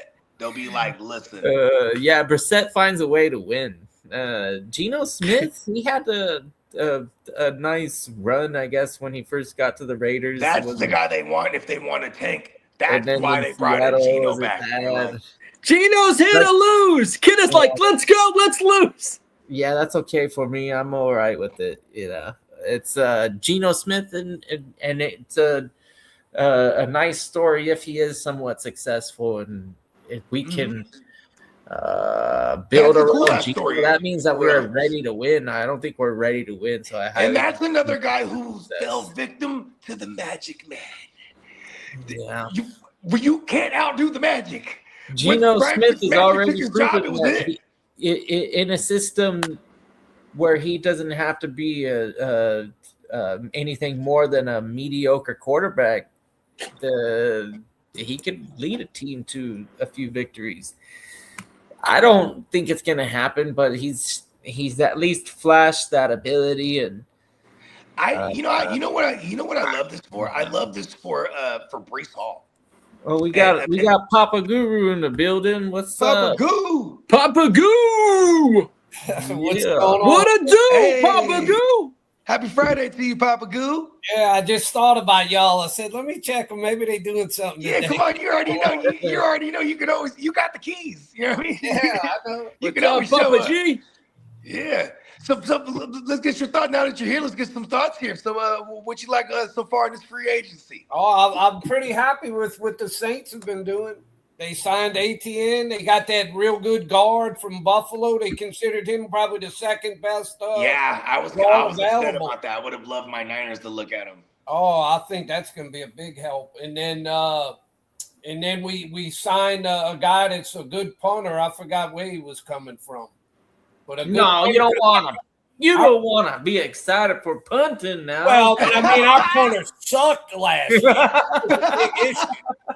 Our punter in damn the Texans. We got. I don't know what Mickey Loomis is doing, but man, he I don't know how he got the Texans to actually trade for our punter, and we didn't really get anything for him. We got a 6th round pick for a 7th round pick in 2028, and then gave them this punter. This punter was so bad last year, he averaged 39 yards a punt. It's like a goddamn high school. Who was that? Groupie? No, not Groupie. I don't even know his name. He's And so you're- bad. and I you're tried to saying- get him you're out of my head. saying- You're Yeah, saying we right now wouldn't know his Houston name went 'cause he's out not and grabbed memorable. him from you? The what? Actually went out, and you're saying Houston traded for him? Yes, they traded for him. Oh, wow. I'm like, love what it. are they seeing this guy? Yeah, that's a decent regime talent wise. They scout pretty good players. Maybe Unless they there know was something that we wrong, know. then they can figure it out. Did they But I have mean, an can you even worse imagine punter? an Maybe for a their punter punter, was damn. worse. NFL punter averaged 39 yards a punt? That's like a good high school. I could punt better than that. I mean, Yeah, that's wild. I don't know. We're gonna have to see that Who in even Vegas. trades for a punter? The guy- Bring it the on. guy I'll that take it on. I'll use my soccer foot. I can give a quick pick in the ass. The guy That's that like- Admitting Is that that your we, surgically uh, repaired good ankle punter. foot? Huh? the guy that the Is punter that that your we surgically signed- repaired ankle foot? No. Right. I'm a Okay, right. all right. When I kick, I'll I allow kick it then. right. When I kick ass, I kick with my right. The punter that we signed averaged last year but close to 50 yards, like 48, 49 yards a punt. And he was real good inside the 20 too. So I don't know what the Texans were thinking. Why I didn't think we could have given that guy away. Yeah. But no, we got ATN and we got that guard. So That ETN signing was nice. But I still, if Love is available, I still hope the Saints draft him. Because to me, you can't have too many running backs because they always seem like one of them always ends up getting hurt. So, That's a lot of draft capital on the running back. There's going to be a nice guard or tackle available right there. You think that would be more useful, or especially considering that they just I don't know. Love, everybody that acts like all these so-called experts act like Love might be the most talented guy in the draft. Are we still? If Mel Kiper said it, then it's over. What's the other guy that you guys have? Is he? I know he's a injury. Neil. Freaking All right, right now coming out, we the got Rams on the front running for Miller. AJ Brown. We got that Kendry Miller. That must be who you're thinking of. And then we had this guy. Yeah. What's his name last year? He didn't. Neil. No, this other guy, Anime or something. Oh, And this yeah. guy- yeah. This guy, he didn't get many chances, but man, he made some runs last year. That one. Yeah, he's a bulldozing type of like. I mean, the Jerome effort that he Bettis. put out, but he not broke. as good. He broke, and Yeah, I'm I not think he was trying to originally be on the ugly. Jets, right? Wait, Yeah. listen to what I'm going to say. I'm not trying to be ugly to Kamara, but that guy last year on about 3 or 4 runs broke more tackles than Kamara's broken in the last 2 years. I think Kamara too. We see a lot of unenthused. Oh, Kamara. Estime Oh, was exactly. on I Denver, think by the part way. of his There you go, ignited Estime. necessarily. Estime. I'm not going to Estime say was the one. Yeah. I'm not going to say Kamara's necessarily washed up, but it just looked to me like the last year or two. Unenthused. Yeah, his Right. effort level was just You not don't there. give a fuck being there. Right. That's why I think it would be awesome if Sean, like, I would hate it for our RJ Harvey shares, but like, and I mean, and they already re-signed JK, but like, I think he would like to be with Sean Payton again, you know what I mean? But then maybe, we'd see Now, if spark the here. Saints are good this year, maybe then Kamara will have more There you go. his enthusiasm. I mean, they are paying a shitload of money to ETN. I have no idea what they're gonna do with Kamara now. Yeah, Yeah, rumors are he's not sticking around in New I have Orleans. no way to know this, but if I mean, just my gut feeling is Kamara's not going to be there. Yeah. Yeah, they're- I'm with you. Like, I think they might even do him a solid and be like, we're gonna release you, and then they pay him in the day. That's why if Love is available, I got to take him at 8. I don't think he's going to be there, but if he is, I would. I don't know. You don't pay $30 million to ETN, a hometown kid. Yeah, but they can still. You can use 2 running backs. I mean, Love. But here's the problem with I using ETN at not a 3-down back. He sucks. If you give him 25, He's he's pretty like a 15 to 18 touch like individual for sure. dude. Yeah, when he only gets 15 to 18 touches, he's not that good. Well, But if they do that, then don't do. Then he Yeah, better not but get that's hurt. they like- need to get him I'm to gonna be 20 to upset. 25. If ATN gets hurt, I'm going to be blasted. He's not built to get hurt though. He's pretty bulky. He's a nice built. I do like that Tyler Shook. We got a threat of Shook's legs too. So that is just like how Trevor Lawrence had the threat with his legs, and it definitely opens it up for running lanes for the running back. So I do like ETN a great deal here on a team that's gonna try to compete. So you know what I mean, like, and let's be honest too. Like if ETN ain't getting targeted, then we just don't want him at all. Because True, yeah. he Well, is he a has bastard to in get the all the passing way. game. Bogey, More my friend that Spencer's old Not the mentor. greatest red zone guy either. ETN. Bogey, What's that? What's up, Pops? my friend Spencer's old mentor, this old sports writer guy that Spencer that kind of was like his Yeah, I know mentor you're talking that about. kinda got him in. He's got this saying right now for the draft. He says this. It's kind of funny.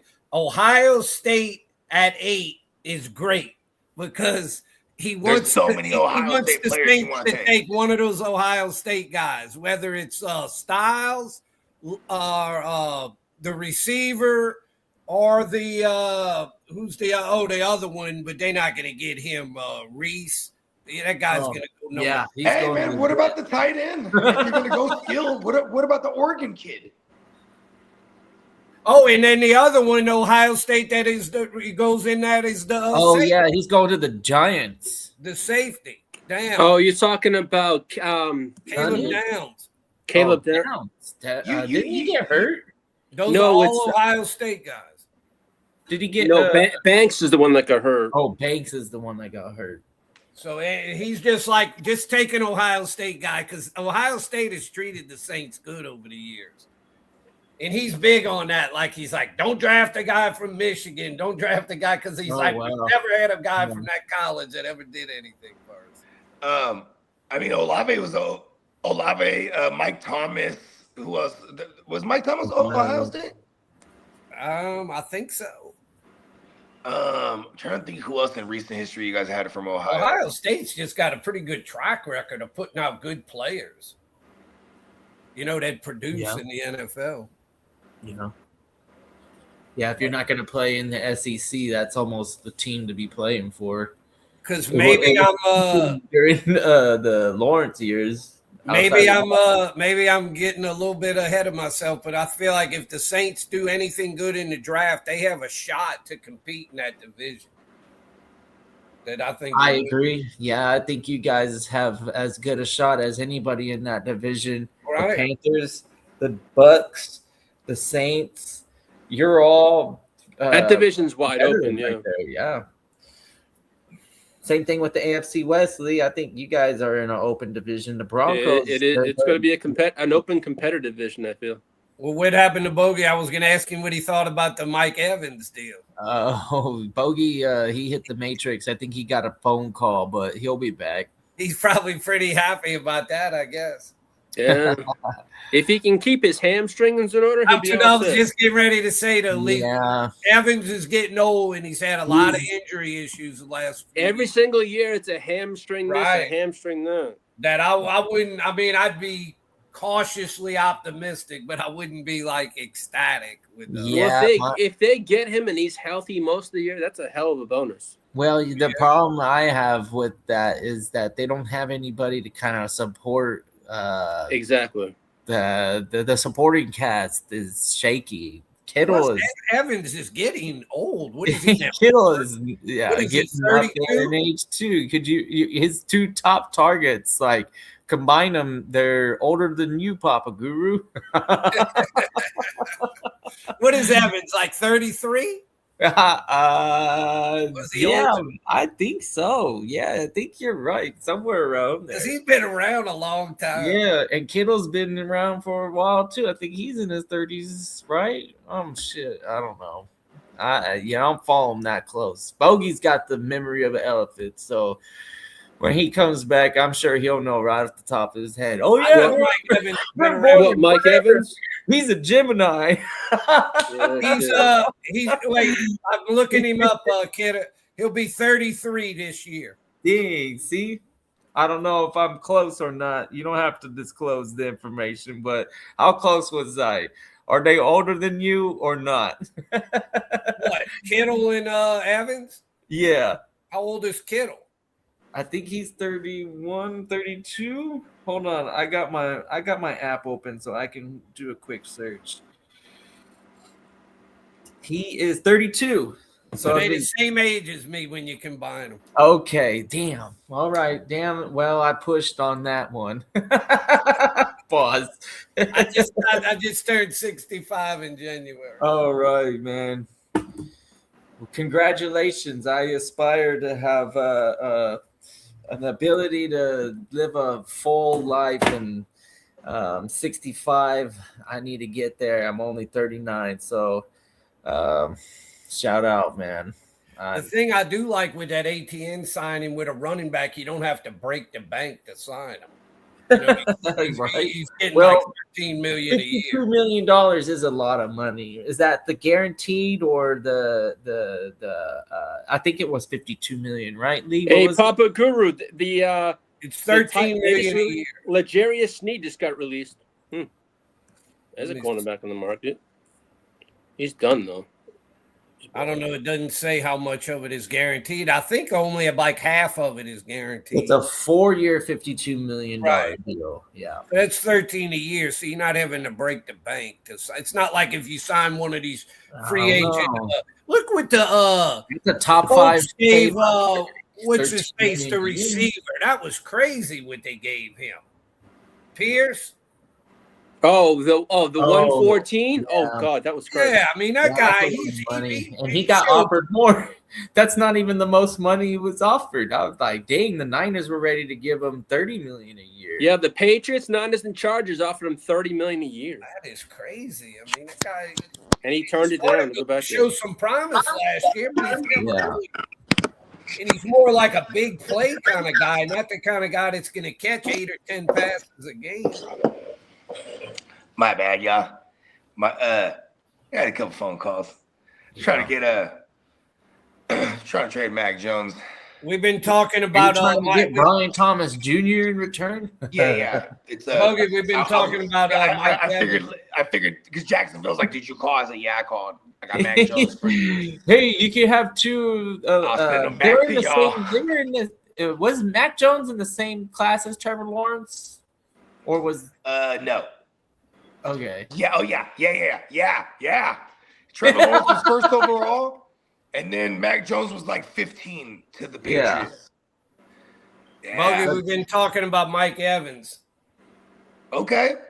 And Kittle wanted to remind me that between Evans and Kittle, but you combine their age, and they probably older than me.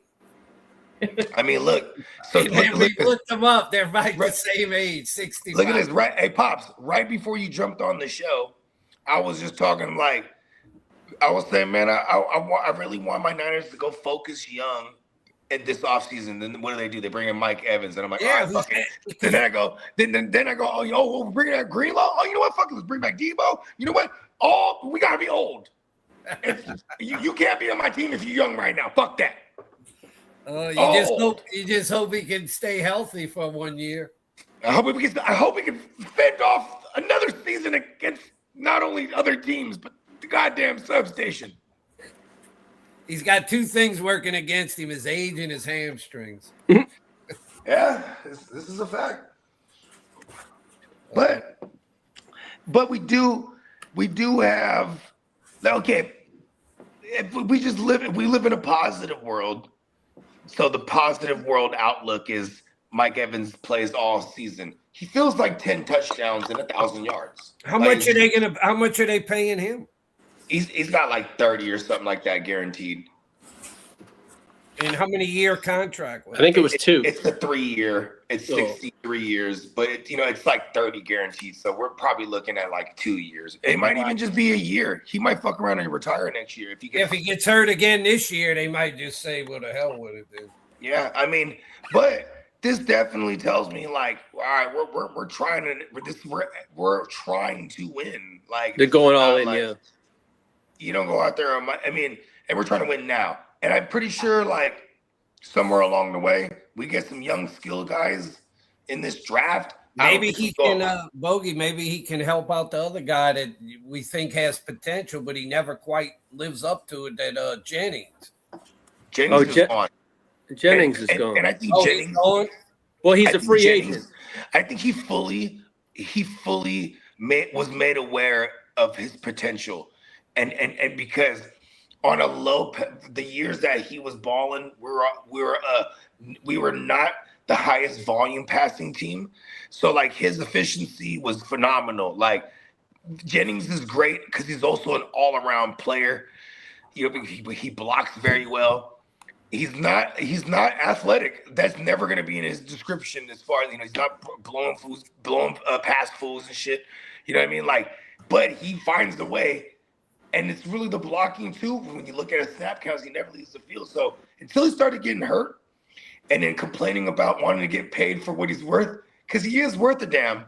It's just also, he's the example that I like to use now, as he's the arrogance of Shanahan. Shanahan's like, watch what I do with this 7th rounder, y'all. You know what I mean? Like, yeah, he's had little stretches where he looked really good, and then and that's Shanahan's arrogance right there. Like, told y'all, look what I do with 7 rounders, even. You know what I mean? Like, do that with your 1st rounder with Ricky. So then y'all got Ricky. You hope he can stay on the field this year. And I don't want to disrespect Ricky. He can't. He is good. Just needs to stay on the field, because when he's on the field, 100 yards, bro. 100 yards. Let's go. Stay on the field. And who's your other receiver? Before he got hurt, he had 3 weeks, 100 yards straight. Like, he was about to start a streak. He was about to start streaking. 3 is the streak. That's on fire. And then he got hurt. And they doused his flames out real quick. Who's the other receiver y'all had that showed a couple games where he did pretty good? It was Kendrick Bourne. He had like a couple games where he went absolutely crazy. Y'all remember that? Yeah. He had like 15 catches for like 180. It was like then he had another one. He followed up the next week with like another 100 with like 10 catches or some shit like that. Like, yeah, and I mean, see, but that's also a testament to Shanahan. He's It's like certain games they just target this certain guy, and then after that they just don't. But they're all system guys. Kendrick Bourne was a system guy. We drafted him back in the day, like in 2017 or 18, whatever it was. Like he's that old too, huh? Yeah, hell yeah. Kendrick Bourne he was originally a Niner. Team, and then you depended on Kittle too, another one that's old. I mean, shit, we drafted him in 2017. I got a picture of my dad and Kittle. My dad was doing Uber. Just like because during that time, my dad was still doing a lot of business in Vegas. So like he would be like in town for 2 weeks and he would just do Uber, right? And like he sends me a picture, hey Jay, and it's him. He's like this behind the driver's the steering wheel, and he's like, you know, he got the thing, and it's Kittle. He's in the back right, but the front seat is, you know, like folded over and thing. And Kittle's there smiling, and he's like, this guy's gonna be good, Jay. His name is George Kittle. I'm like, yeah, what? You're in the car with George Kittle?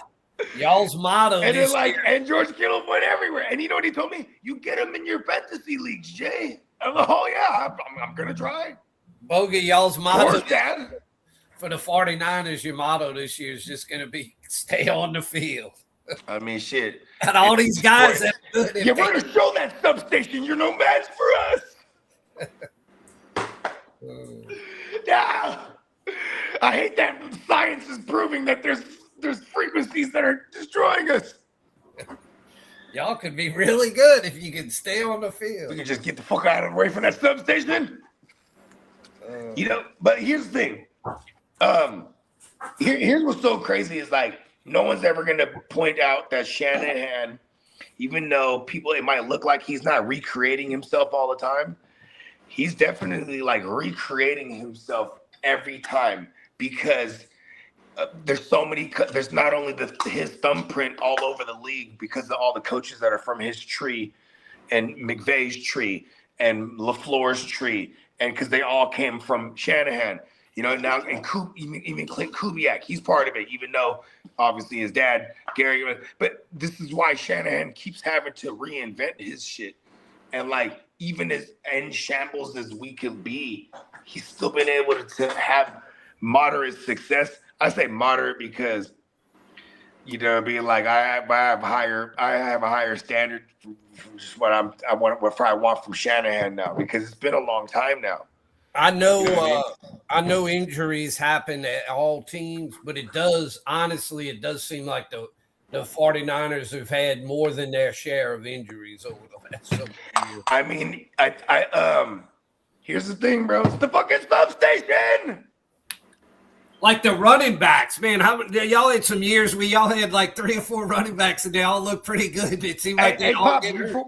Before you jumped on the show, I was actually talking about that. I was talking about how, why isn't nobody traded for Mac Jones? Like we're driving the price up because Shanahan got PTSD.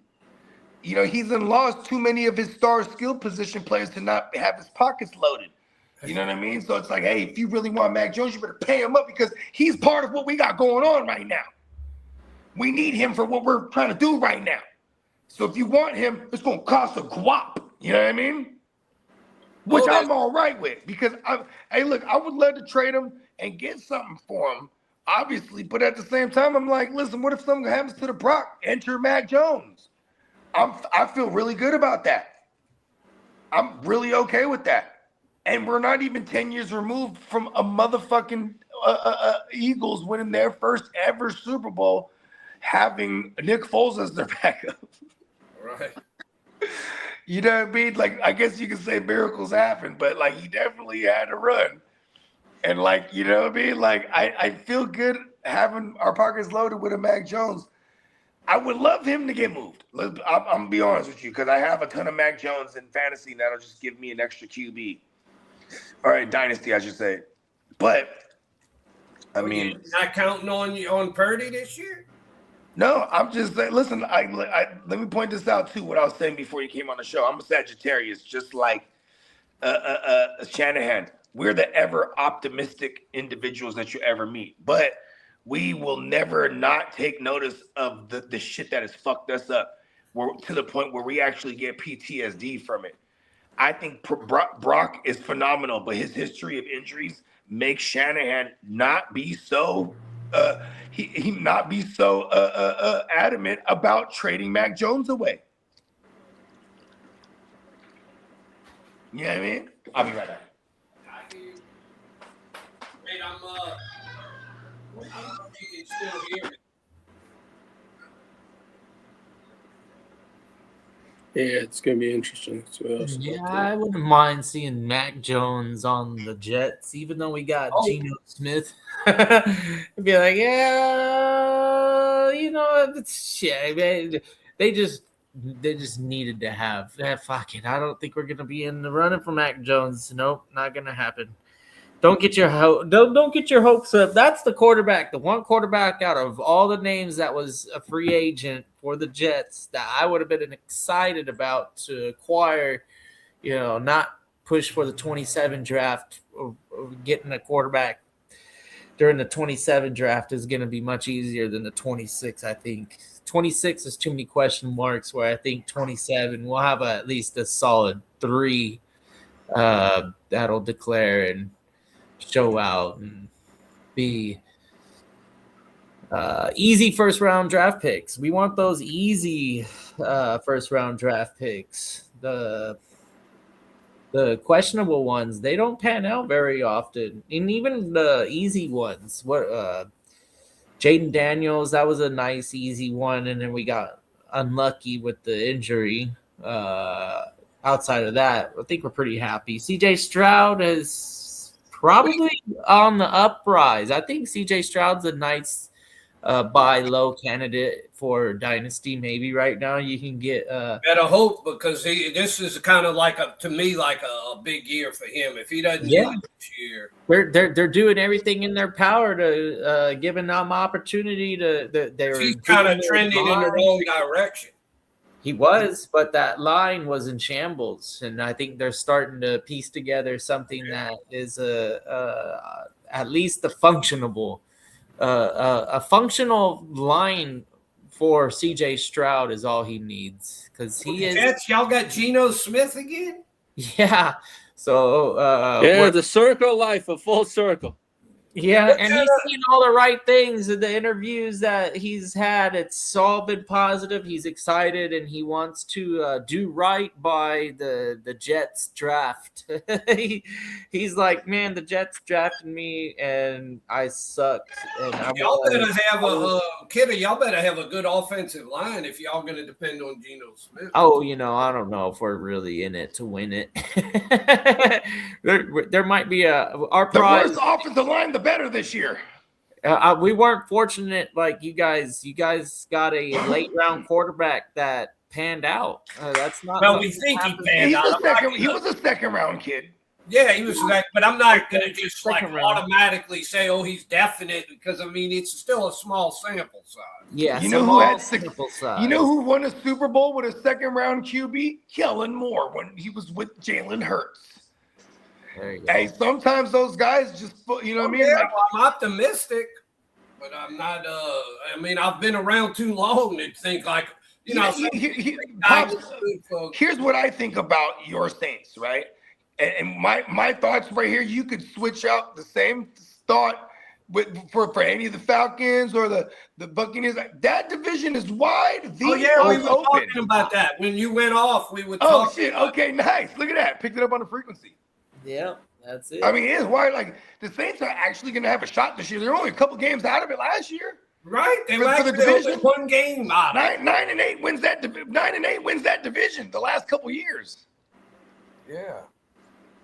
No, that's what I told Kidda. I think we have a legitimate shot to compete to win the division.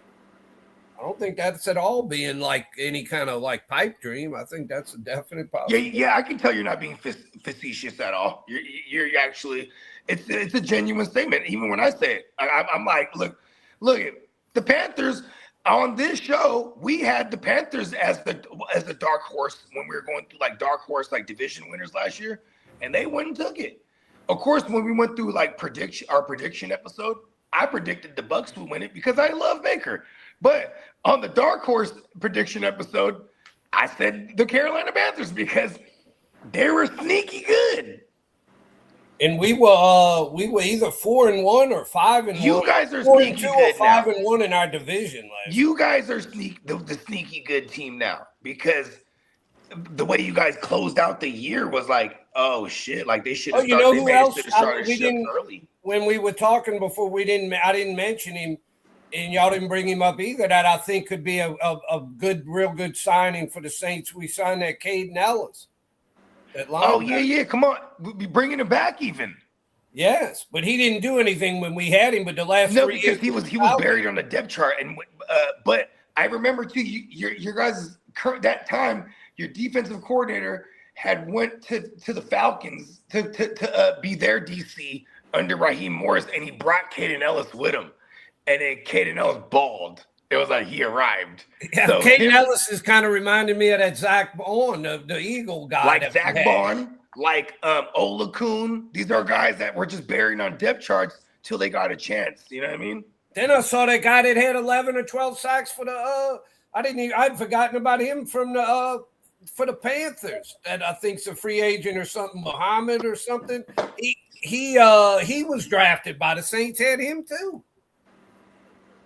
You know, I guess you got to give it up to Loomis when it comes to that side of the ball.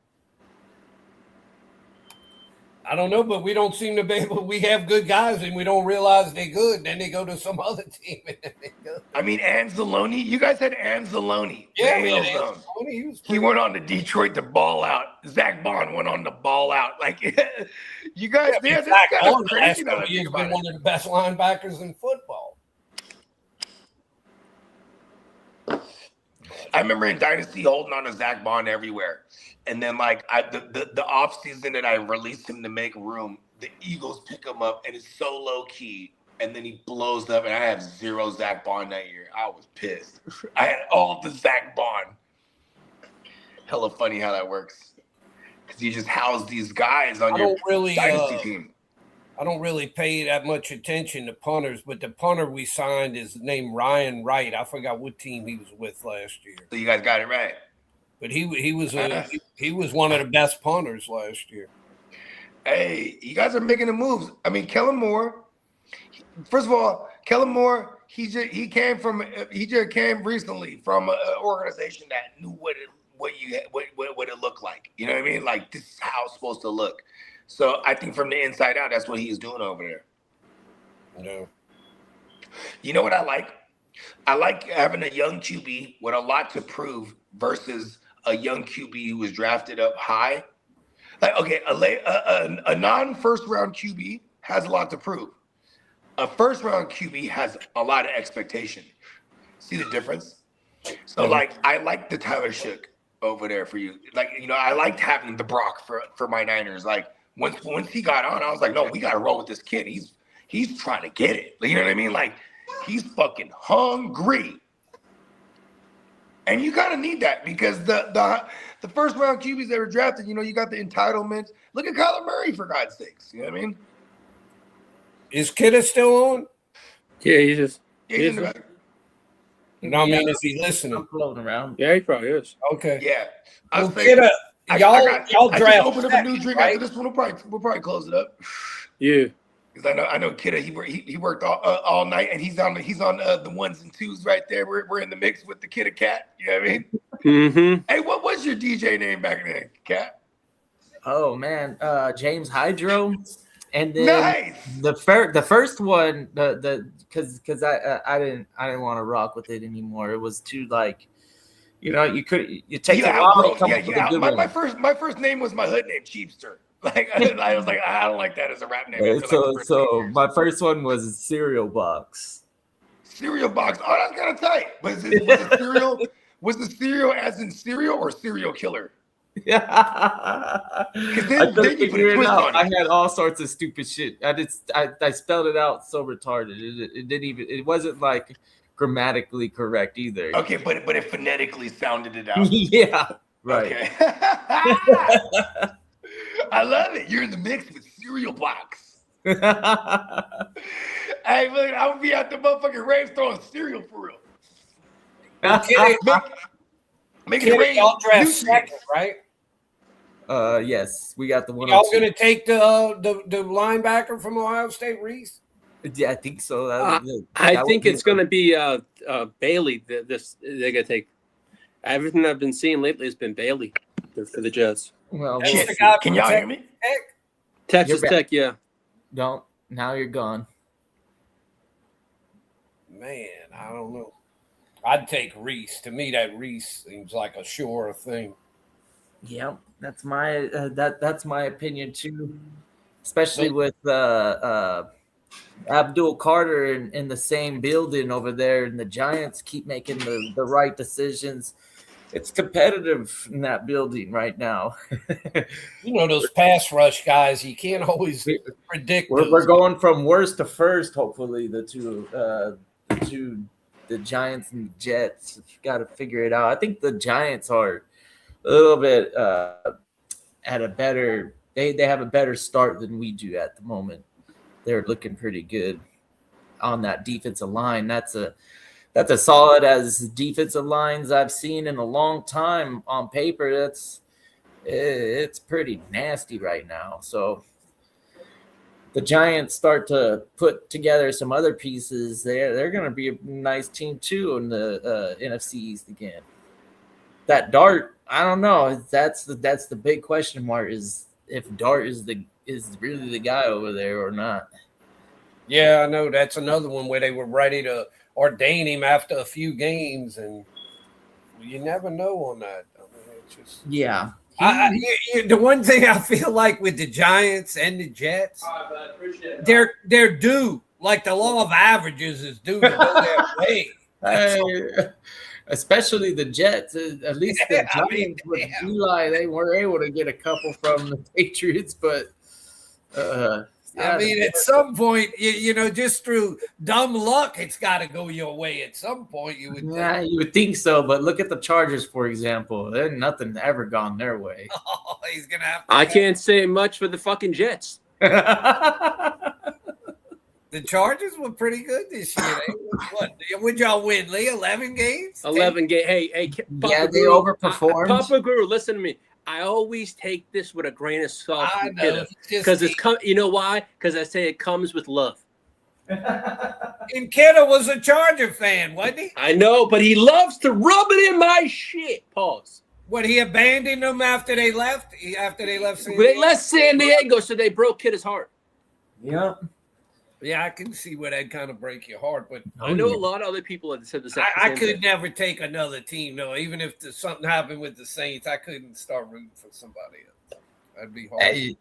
The drama is a multi-decade long event, and right after Marty Schottenheimer having that 14-2 team, and they fired his ass. Yeah, that was great. It was just writing on the wall. Hey, Papa Guru, the best thing that happened to the Chargers is that fucking Spanos sold the team.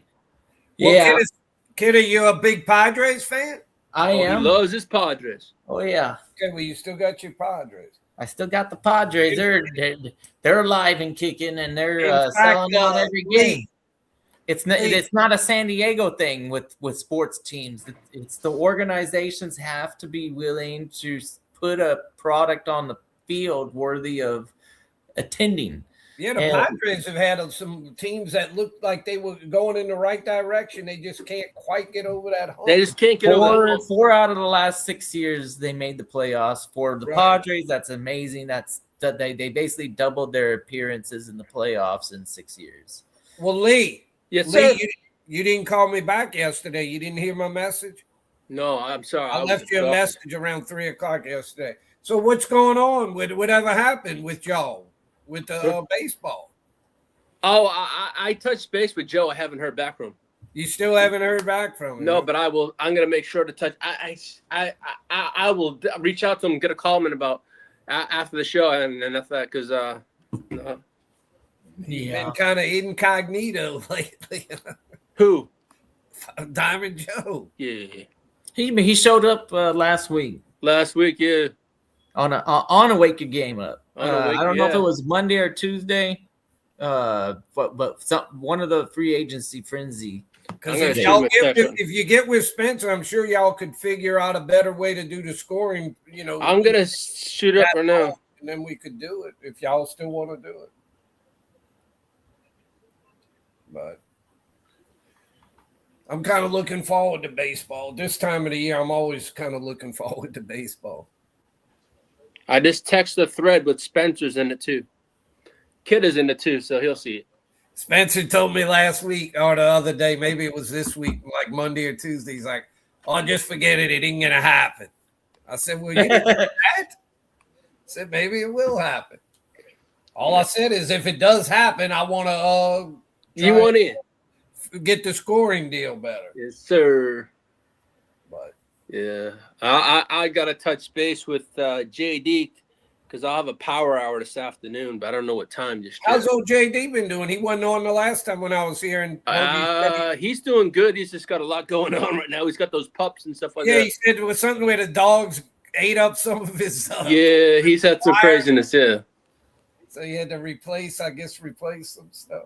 Yeah, but he's on. I think he's just trying to, as he said to me, he says, "I'm looking forward to when these dogs are gone. Dogs are gone, and he can get his videos all set up and all that." Yeah. But Bogey didn't miss out on anything. No, we started talking a little baseball, Bogey. Oh yeah, no, it's all good. I mean, see, that was perfect. I had to take a phone call anyways. It's been a little busy morning. Been very productive. That's what it's about. You know what I mean?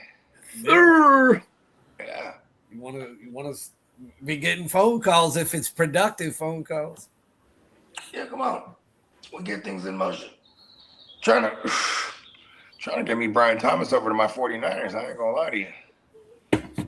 Somehow, some way. Because then that would make total sense to me. That would make total sense. Like, oh, okay. We got Mike Evans for now, and we got Brian Thomas for now and for the future. You know what I mean? And then we have two receivers that we don't have to pay technically for a little while with Thomas and Ricky. Like, so that would make total sense. But you know what's crazy? We don't ever do things that make sense to me. I think the only move that historically I've nailed was Trey Lance. Us drafting Trey Lance and then us trading for CMC, because the Trey Lance thing I just nailed, but the CMC thing, that was like it was family orientated because they're like family with the Shanahans. You know what I mean? Like, there's pictures of Kyle Shanahan as a teenager holding baby Christian McCaffrey, legit. You know what I mean? Like, they're fam bam. Well, I'm like I told him. Right now, I'm looking forward to baseball.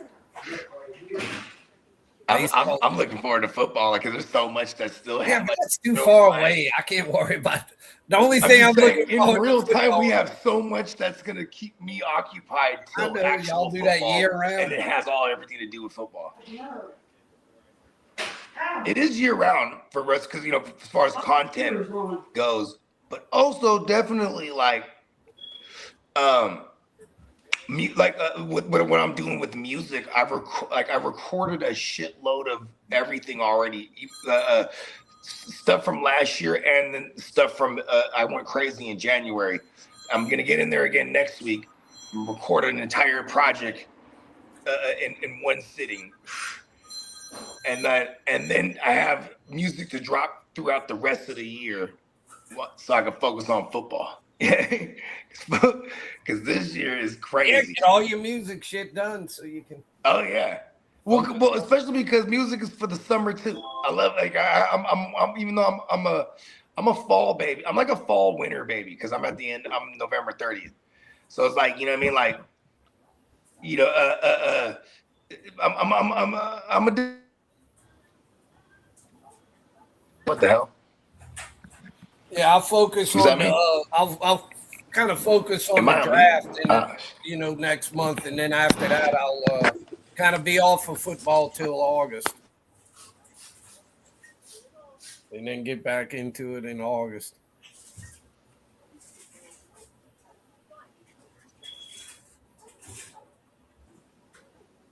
Bogey went off. Yep. And Lee's out of here. Everybody's out of here. My bad, y'all. Yeah, we'll call it quits. All right. And, we'll see y'all next week, Tuesday morning. I'm not too sure if Lee's got a power hour coming in before then. You never know. What's up, Bowie? You never know when Peacock's ready for a show. He's been really busy lately, so just stay tapped in. You know what I mean? Keep that notification bell rung. And definitely neonpeacockmerch.com. I think we still have the 40% off sale. I gotta order my shit. Yeah, myself. You got you might still got some time. Let me know. Bogey, we got to get you and JD into the baseball. JD used to. Listen, I'm gonna be real with you. It'll never happen. JD used to do the baseball. He told me, but he's like, and I almost guarantee he'll never do it again. Baseball's intense because it's every day. Yeah, it's every day. It's respect to the people that do baseball. Shout out. You gotta be. It's 162 games for each team, but that means there's 181 days in a season. Right, you play 162 games in 180 days. And in fantasy, you got to be paying attention every day. Oh, it's tough. It's tough. Your team never has a day off in fantasy because you got guys from all different teams. I mean, I know you be busy when you're working at night, kiddo, but working graveyard, does that ever help you? Because because you gotta be ready for pitching changes and stuff like that during the day. Yeah, that's what's bad with baseball, Bogey. During the week and stuff, you always have like a couple day games. Then you got some games on the West Coast where they day. Yeah, you got to set your lineup. They play like in the afternoon, and then you have night games, early night games, and you got the West Coast night games. So those are late games. I mean, they go pretty much. That sounds like something where all the games start at 4:00 Eastern time, and then it goes to 5:00, 6:00, 7:00, so on. Those are the days that I can handle it. But here's my thing too: is like I like to watch games. I remember a couple years ago, actually more than a couple, probably like 5-6 years ago, Steamboat goes, "You should really get into this baseball with us." I was like, "Fuck that!" And he's like, "You'll love it. You don't have to watch the games. It's like numbers for real." He's right? Like, you don't gotta watch all the games. And I was like, no, I have to. I was like, never. The thing with baseball, it'll get you in the mood to not fall in love with the name. That's true. That's true. Yeah. It's all numbers. I don't know if y'all have ever watched it, but they have it now on as part of that MLB channel, and you can get it independently. I don't think I'm going to get the full package. I'm going to just get the MLB channel with this. It's called MLB Big Inning. I think I have that part of our spectrum. It's kind of like a red zone, right? It's kind of like the red zone of baseball. I heard about that. They'll have like 4 I think they even have something like that for NBA too. In every they time do, yeah. Big's happening, a guy hits a home run or hits a double. Yeah, they get you on some multi-split screen shit you got to see, and it's actually geared towards the fantasy. So, I started watching that last year more than the actual games. I mean, shit. I routinely just only watch the primetime games in their entirety, and then I watch only Red Zone. Then on Monday mornings, I have MLB extra innings on YouTube. Well, I had that too, but that's a lot more expensive, Lee. That's where you can watch any game you want. I get that part of our on YouTube, though. On YouTube, once the game's done, YouTube will have the NFL YouTube channel will have it on there at a condensed version, no commercials, all the offensive plays, basically. Yep. It's like condensed down to like 20 minutes, so you can like watch it on a faster speed, and I could catch up on any game in its entirety. You know what? Last year I wanted to watch it or that I missed because I'm watching Red Zone. You know what I mean? That extra innings deal, Lee. Now it's like $150 for the year. And last year I got the 1 week trial, and then I said, well, I'm not going to get it this year. I'm going to wait. And in May, one day they ran some 1 week promotion. They gave it to me at half price. So I got the whole rest of the year, 5 months for like $70 or something. Come on. So I'm like, well, at that price, I'll get it because that's. L'Jarius Sneed was let go. He's a free agent. He's released. I mean, shit, he hasn't been on the field in like almost 2 seasons. 2 years, so. 2 exactly.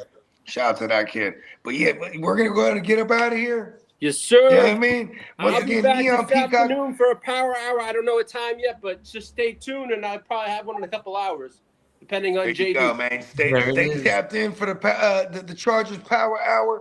You know what I mean? And man, appreciate everybody for rocking. You know what I mean? Everybody And we'll be see safe everyone on Tuesday. Checking in with y'all.